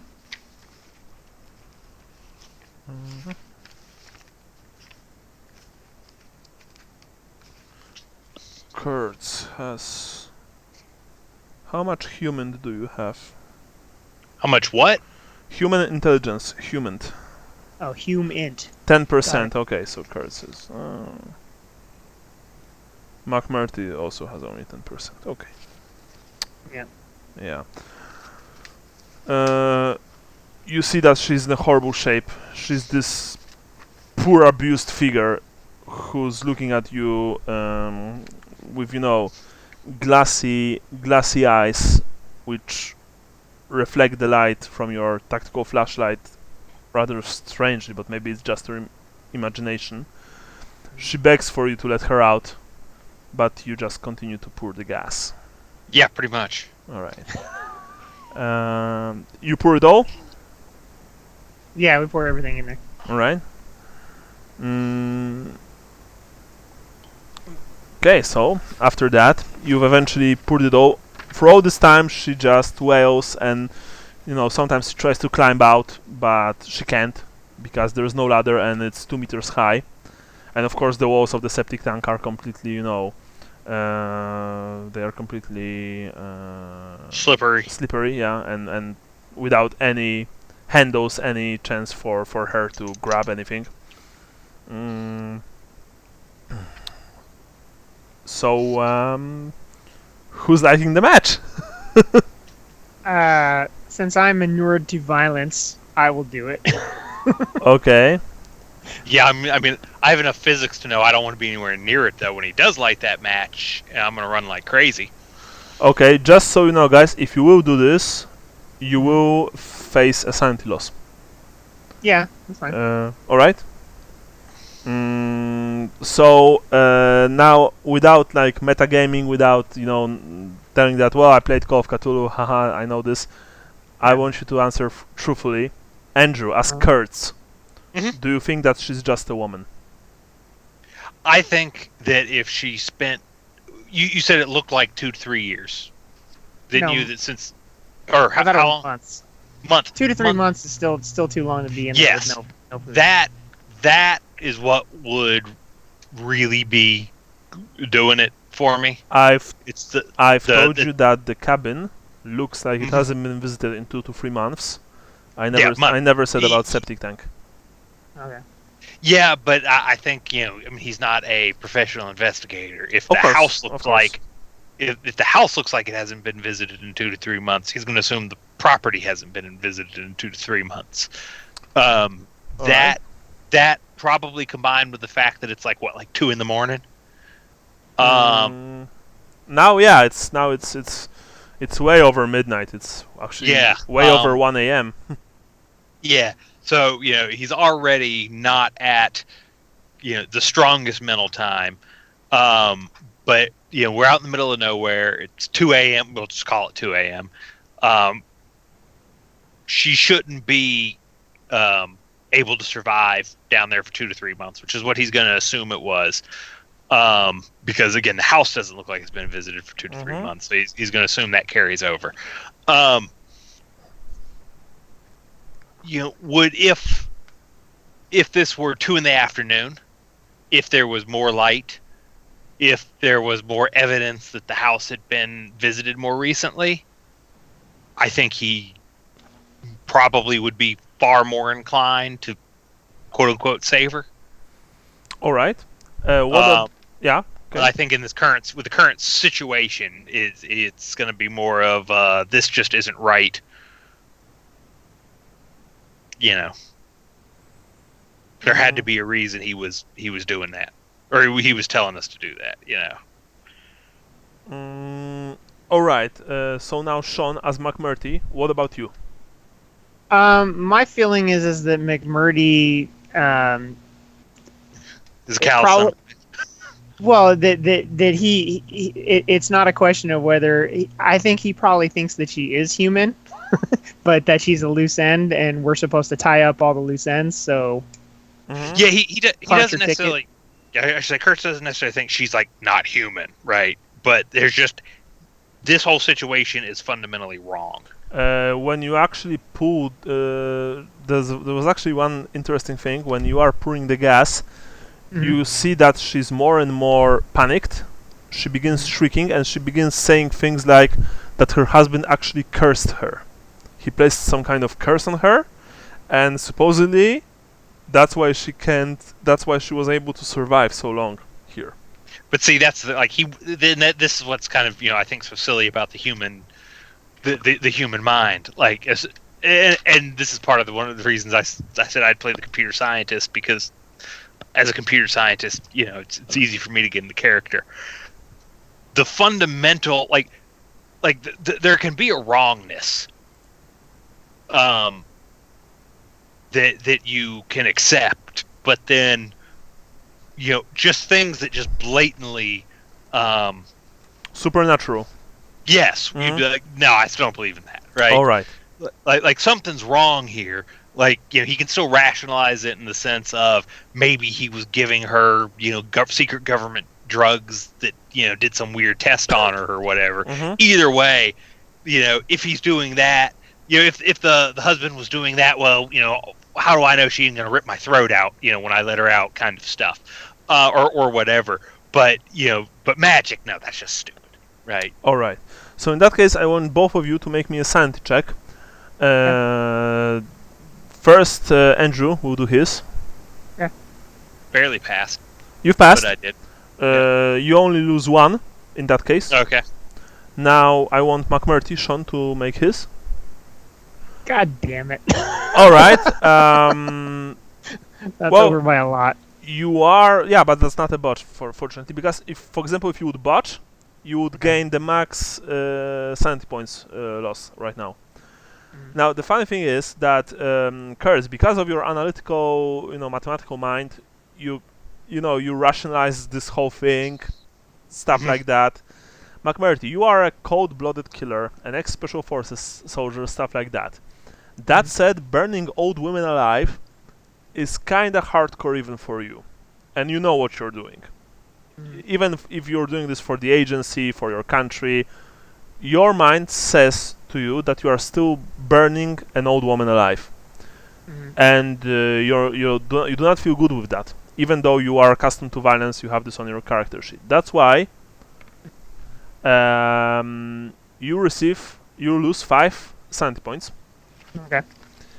And what this means, actually, a couple of things happen simultaneously.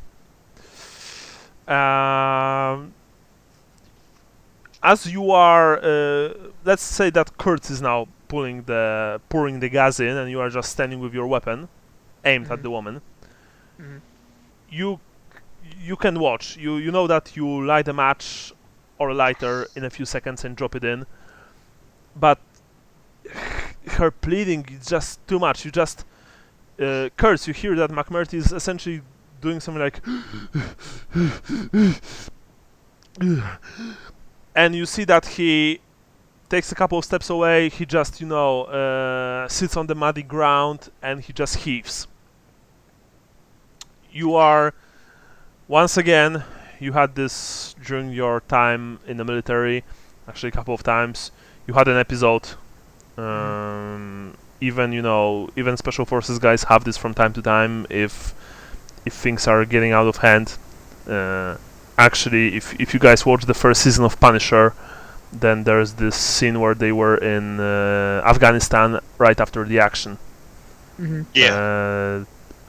And you remember Castle and Billy, what's his name? Yeah, Billy just they were like this shake and this McMurdy has this kind of thing. And Kurtz, you saw him losing his I don't want to say mind, but losing his nerve for a moment. But then you also saw, in a corner of your eye, Marlene Bowman. Her eyes flashed with this sort of cold light, and she jumped. She leapt 3 meters into the air. Oh shit! From the open hatch, and landed right next to you. And from up close, with your small torch in one of your hands, you look at her and you see that she's a corpse. She's dead. Her skin is sloughing off. She's rotting. She has this complexion of not someone who's been kept in a septic tank alive, but of someone who's been dead for many years, actually. But she is moving inhumanly fast, and her fingers turn into talons, long as knives. She shrieks. But first, roll me sanity check, please. Only you, Kurtz. That one I fail. Alright, in that case... Good timing. You lose maximum. You lose 8 points of sanity. And you run off screaming into the night. Okay. You, McMurty, you have your episode. Everything is blurry but of course your combat instincts kick in. That said, you can't still control your stressed mind. You think you see Kurtz running towards the cabin screaming, and then you see movement in the corner of your eye of someone so insanely fast and agile that even the best athlete soldier that you've ever met, they never moved like that with such speed.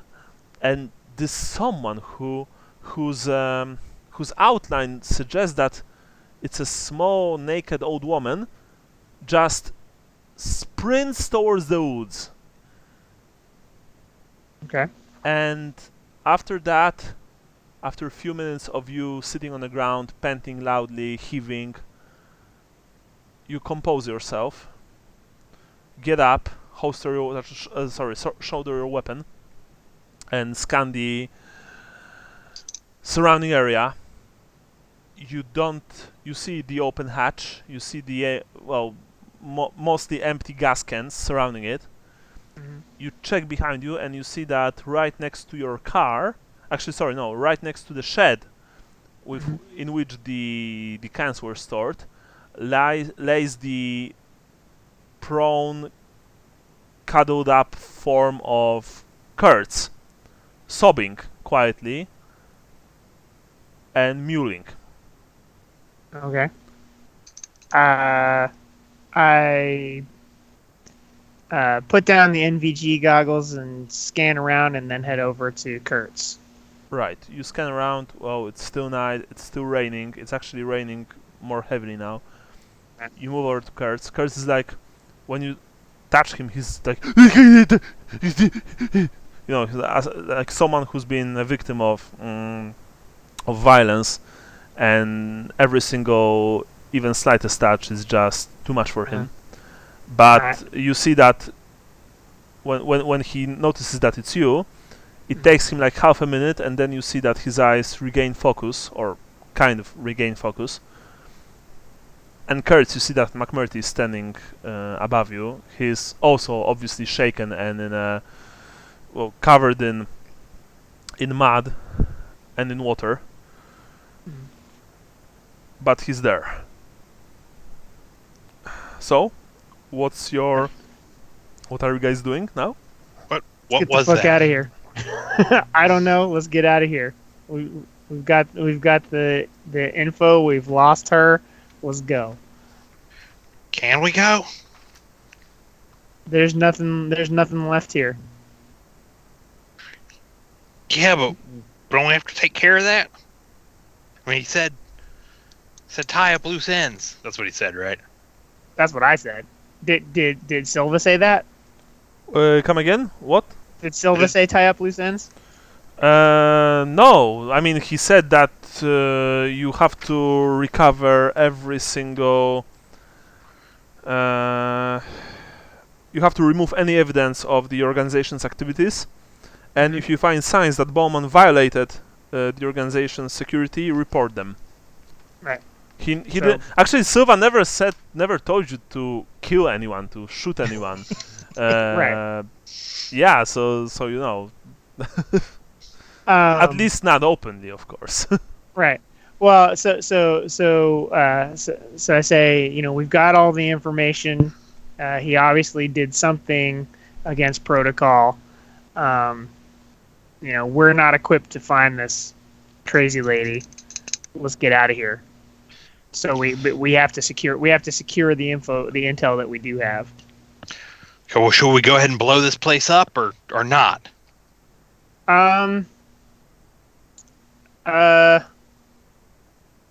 Shit.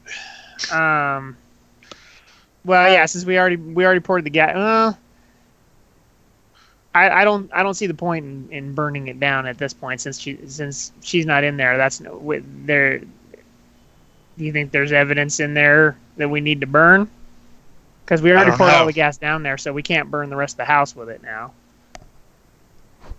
There was nothing else in the house except the locker. Yeah, so I think we're good to go, and since we don't have to burn her anymore, I would just leave it. Okay. Yeah. I just want to get out of here. Personally, I just want to get out of here. You compose yourselves for a few more minutes. You get into the car, and with shaking hand, McMurty, you start the engine. You drive away. You still have like a whole day before you need to report to Silva. So I guess that McMurty, that you drop Kurtz at his place. Yeah. Then you drive to your place. Then you guys go to sleep. Because you are honestly too tired, too exhausted to do anything else. You both have horrible nightmares. I was gonna say I might not be too exhausted to have some drinks first, but yeah, if you want to grab a few drinks, sure.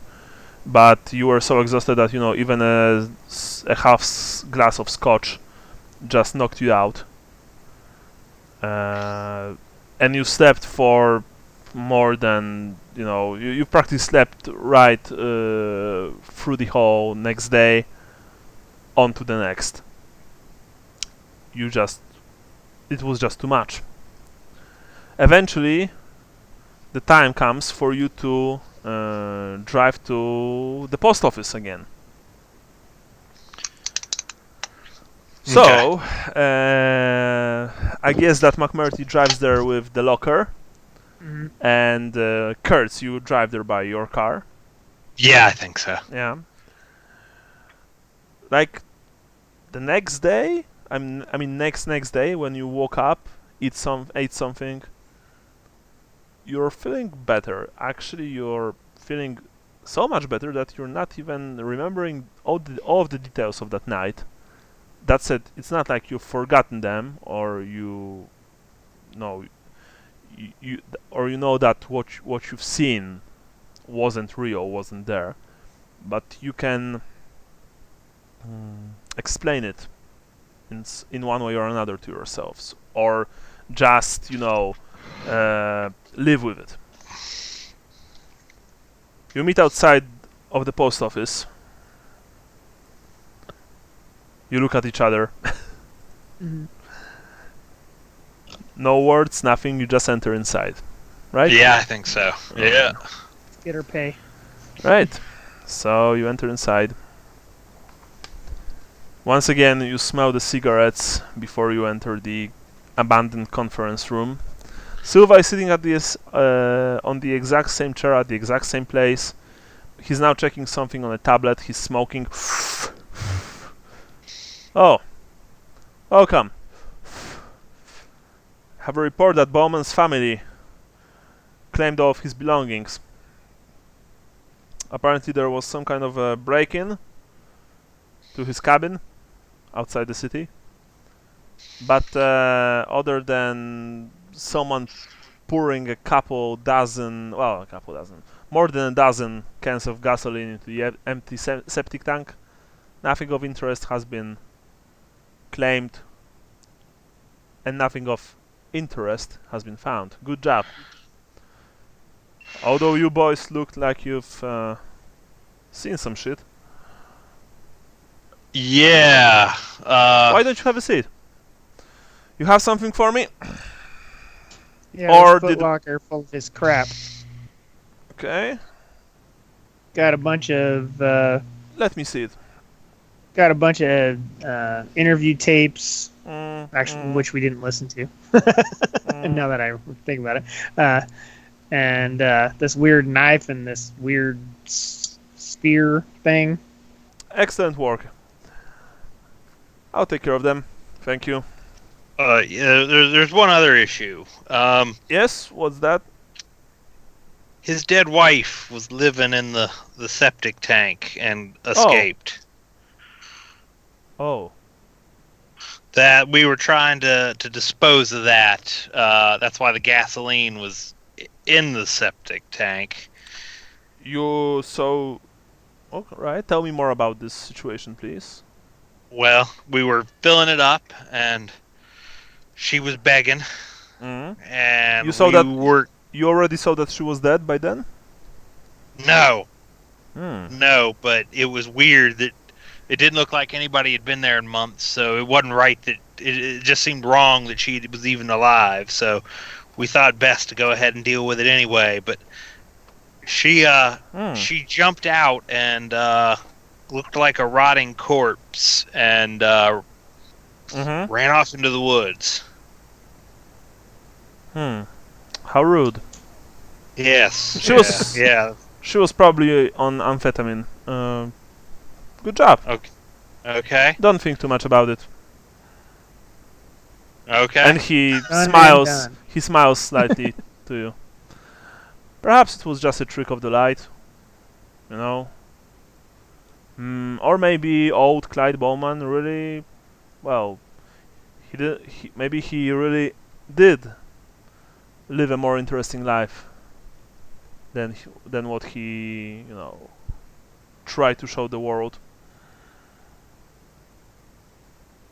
Maybe he was keeping his wife in the septic tank, feeding her amphetamines, stuff like that. A lot of crazy people today, Yeah. Yeah. Well, anyway, I'm very glad that you haven't been hurt in any way. As usual, great job. You will gain an additional payment for this, and the compensation for the gas that you had used to drive there. Oh, thanks. Thank you, sir. I guess that every single thing in that locker that you found is still there. I believe so. All right, just checking. I mean, if you decided to destroy some of the contents, then please tell me. So if you did. No. I believe we took everything that was in the locker. Yeah, we took the whole locker itself. We were starting to just try to take it individually, but. Let me see. Nice. You see that he begins to rummage through the locker. Take this, and McMurtry, he gives you the free tear gas grenades. Thanks. You can use them. They are pretty old, so they're probably not too reliable, but better than nothing. Right, gentlemen, thank you. It was a pleasure as usual. Now off you go. I will contact you when I have something for you. Good job. Thank you. You make your country proud. Thank you, sir. And with that, you exit the office. Okay. Yeah, that's it. Whoops. That was this whole scenario. Yeah, it's a good scenario. Yeah. You guys like the game? Yeah, it was good. Yeah.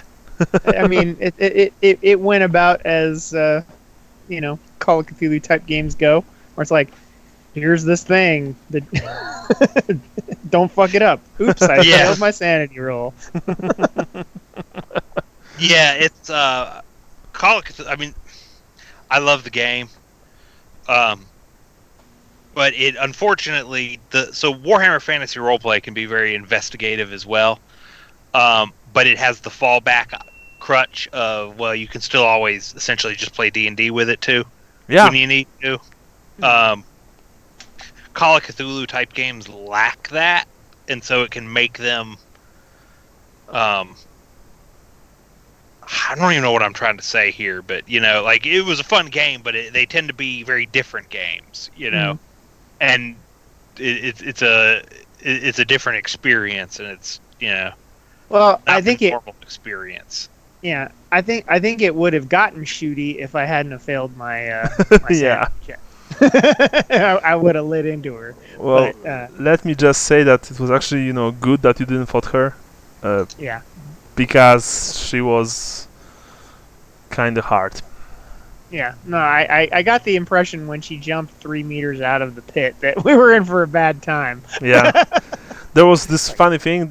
Basically, if you would believe her and you would pull her out, then there was a chance for you to see that, for example, her movement was strange, that when she spoke, her lips moved in a different way, that she was, like her movement was like jerky. This is the 4th time that I'm actually running this scenario, and you're the first guys who actually wanted to burn her alive. Yeah, I mean, I think honestly, like we didn't care. Like I think if we had been there in the middle of the afternoon, I think I would have not been in favor of burning her alive. Yeah. McMurtry in my conception of McMurtry, he would have been like, nope, got to clean her up. Loose end. Yeah. Loose end. Yeah. Don't ask questions.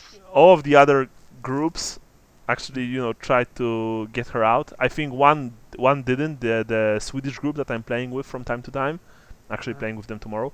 But they were like arguing for so long what to do with her, that she just had enough of this and she jumped out anyway. Jumped out. Yeah. From a new one. Yeah. And but you're the first that actually she didn't attack, because if any of you would not fail their sanity, she would swipe at you once or twice. Once she would probably not kill you, but twice she probably would. Yeah, it's a, like I said, I really like this scenario. I also really like Delta Green. Well, what can I say? And I want to thank you guys for playing today. Well, and Delta Green is a little bit better than regular Call of Cthulhu, and that you at least feel like there's a combat option. Well, I mean, yeah, there is. Let's be honest, there isn't. But I mean, they're still gonna tear you a new one. Yeah. But you at least feel like, oh well, I'm a special ops. Yeah. Well, with badass weaponry. The Swedish group lost 2 guys already, and tomorrow they will try to kill a thing with a laser guided bomb. Sweet. In the middle of New Jersey. They will blame it on terrorists later. Because I'm running it in 2018 or 16, I don't remember. But of course, yeah, I mean, even if you are this ex-Delta Force, special ops badass, most of those things, most of them are simply immune to weaponry.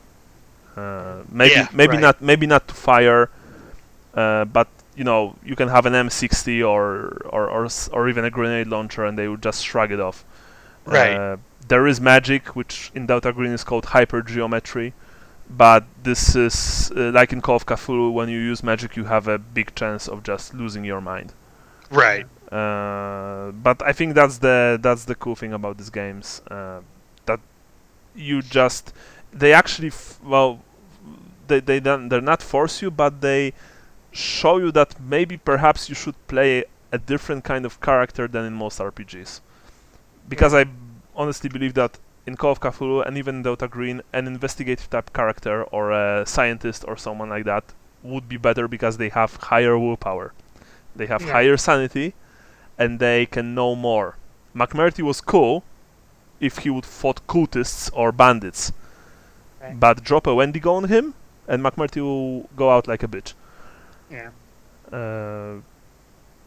So that's what I like about this game, and that's what I really I don't want to say don't like about Warhammer Fantasy, but I almost never see any kind of characters in Warhammer Fantasy other than warriors. Because part of the problem is it falls back into it's still a traditional fantasy game, and so people tend to come in with traditional fantasy tropes, which is almost always warrior. Yeah, I get that. Yeah. Or at least somebody whose backup plan is combat. Yeah. And I think you can do a Warhammer Fantasy roleplay game that punishes those characters, and teaches them that. But well, I mean, I think Jason started from servant, Right. and Sally. I mean, Brian was, Sally was not only was he a halfling, which is probably the weakest race to start with, he was also an uncombat thief-like character. Right. And even Lucas, you started as a woodsman, charcoal burner, right? And Sean was a grave robber. So all of you really started as. That's what I really like about this group, that you all started as non-typical Warhammer Fantasy characters, which is honestly kind of awesome for me. Because 90% of the groups, like I see, is like knight, squire, dwarf and warrior, like the shield bearer. Some kind of archer, some kind of priest with buffs, stuff like this. I'm not saying that they're bad. I'm just saying that sometimes maybe I would like to see, other stuff. Yeah. Speaking of that, so the character idea I have is a dwarf prospector. Okay. I'm not 100% sure if there's a prospector class, or I mean not class, career, or if I'd have to find whatever the. There's no prospector career per se. Because I mean, judging by the name, prospector is what? Is someone like a miner, someone like this? Yeah. You can. It looks for gold. I think there is a miner career. It's not dwarf, dwarf exclusive, but there is a miner career. Yeah, it doesn't have to be a dwarf. But the idea is, he's out in the whatever area, looking for gold, essentially. All right. Just so depending on, well, I mean, Lucas, like I said, Andy, you haven't written me back so I thought that maybe you're angry at me for losing the. No, I was at dinner with my family. Oh, okay. Losing the last fate point and mutating you. It wasn't my intention. Well, not fully anyway. So I wasn't 100% sure you were being serious. Yeah. Well, I mean, the fight with the undead in the forest went badly, kinda. And then the mutation just happened because of other things. But Lucas is still up, and your mutation is good. It's not visible. You look like someone else, but then again, you are so disfigured that no one else will actually get that, because you are actually the last one from the old party, to be honest. Oh, okay. Well, and maybe he'll look for a situation to get a good hero's death then, and let me know, and you don't have to do it now, because I won't remember if you tell me now anyway.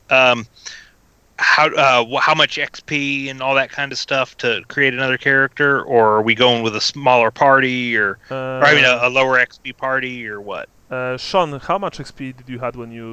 It was 75% of what I had when I died. So that's it, essentially. Okay, and so I use that to spend on upgrades and stuff, or yes, yeah, that's how I did it. Yeah, exactly. That's what you go for. Like I said, make this character like. By the way, guys, I am going to write this in the group, but we have like a lot of time before our next game. Seriously, a lot of time.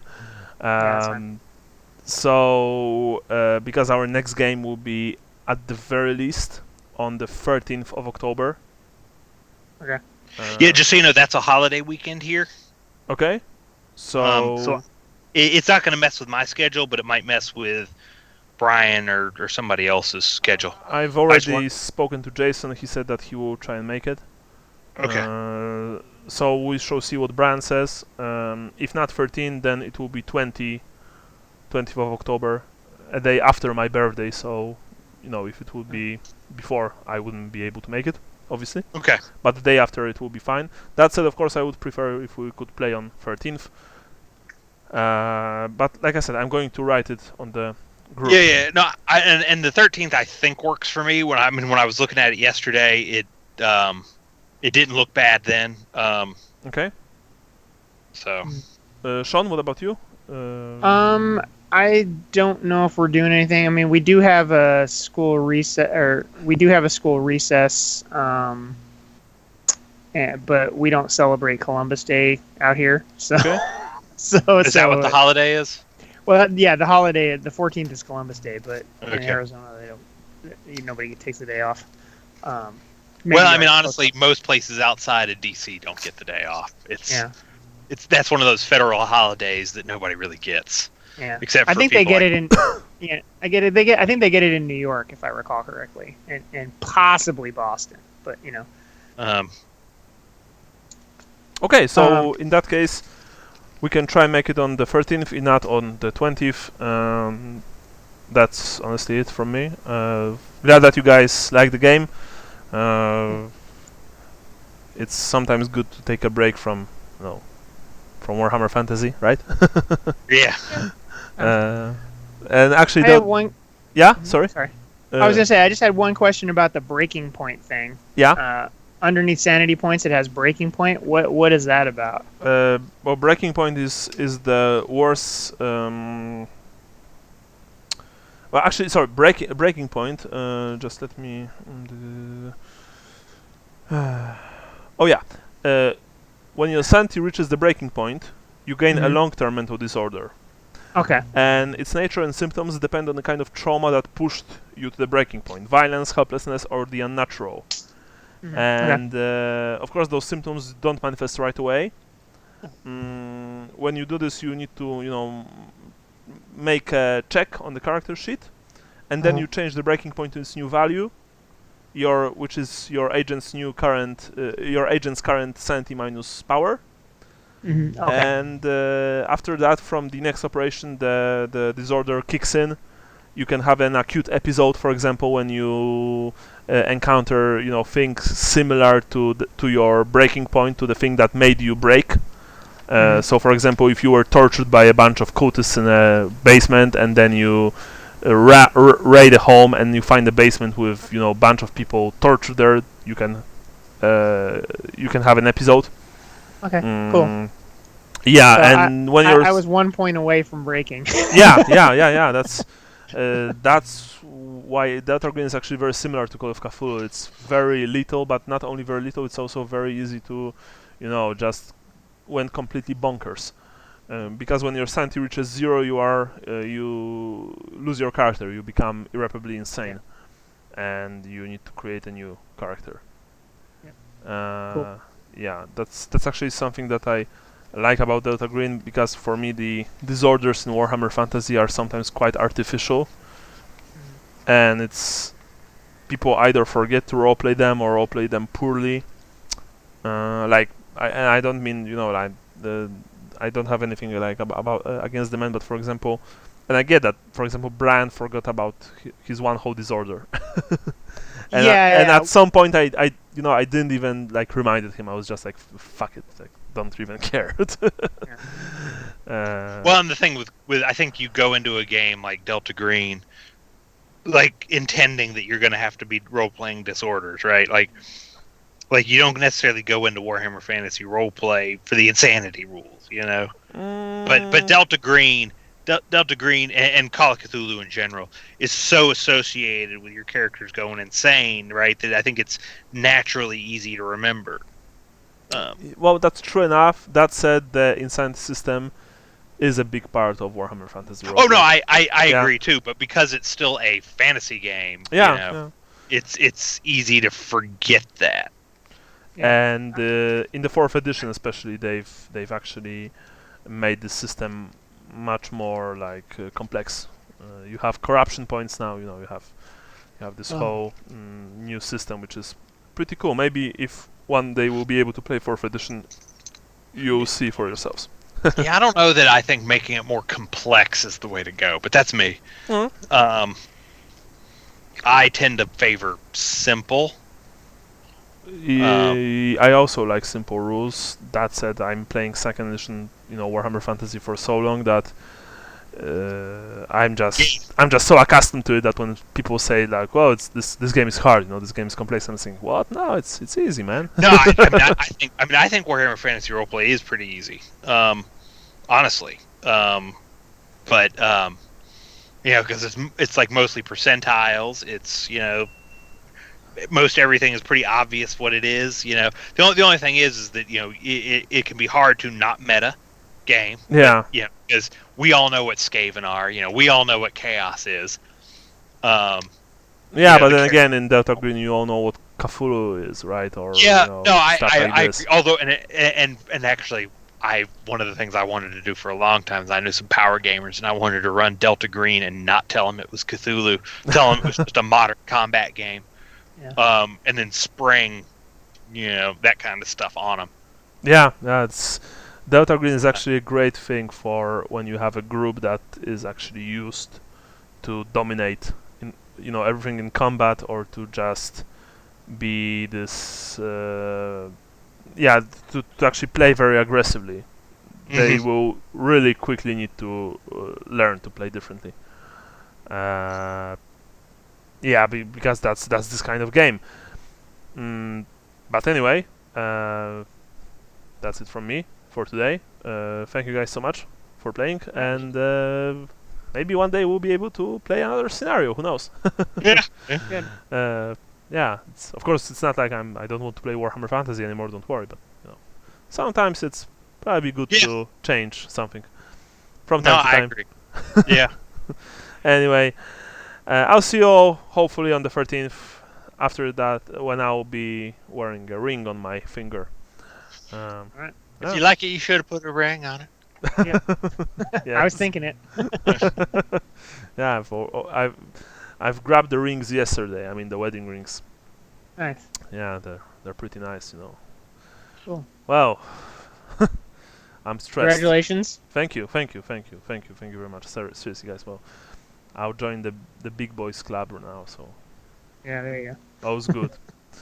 See you later, guys. Take care. Yeah, be prepared to have real fights with her from now on. No, please. No, I don't want to fight. But yeah, I know that it will probably happen from time to time. Yeah. Well. Anyway. See you later, guys. Enjoy. Bye. Later. Later, guys.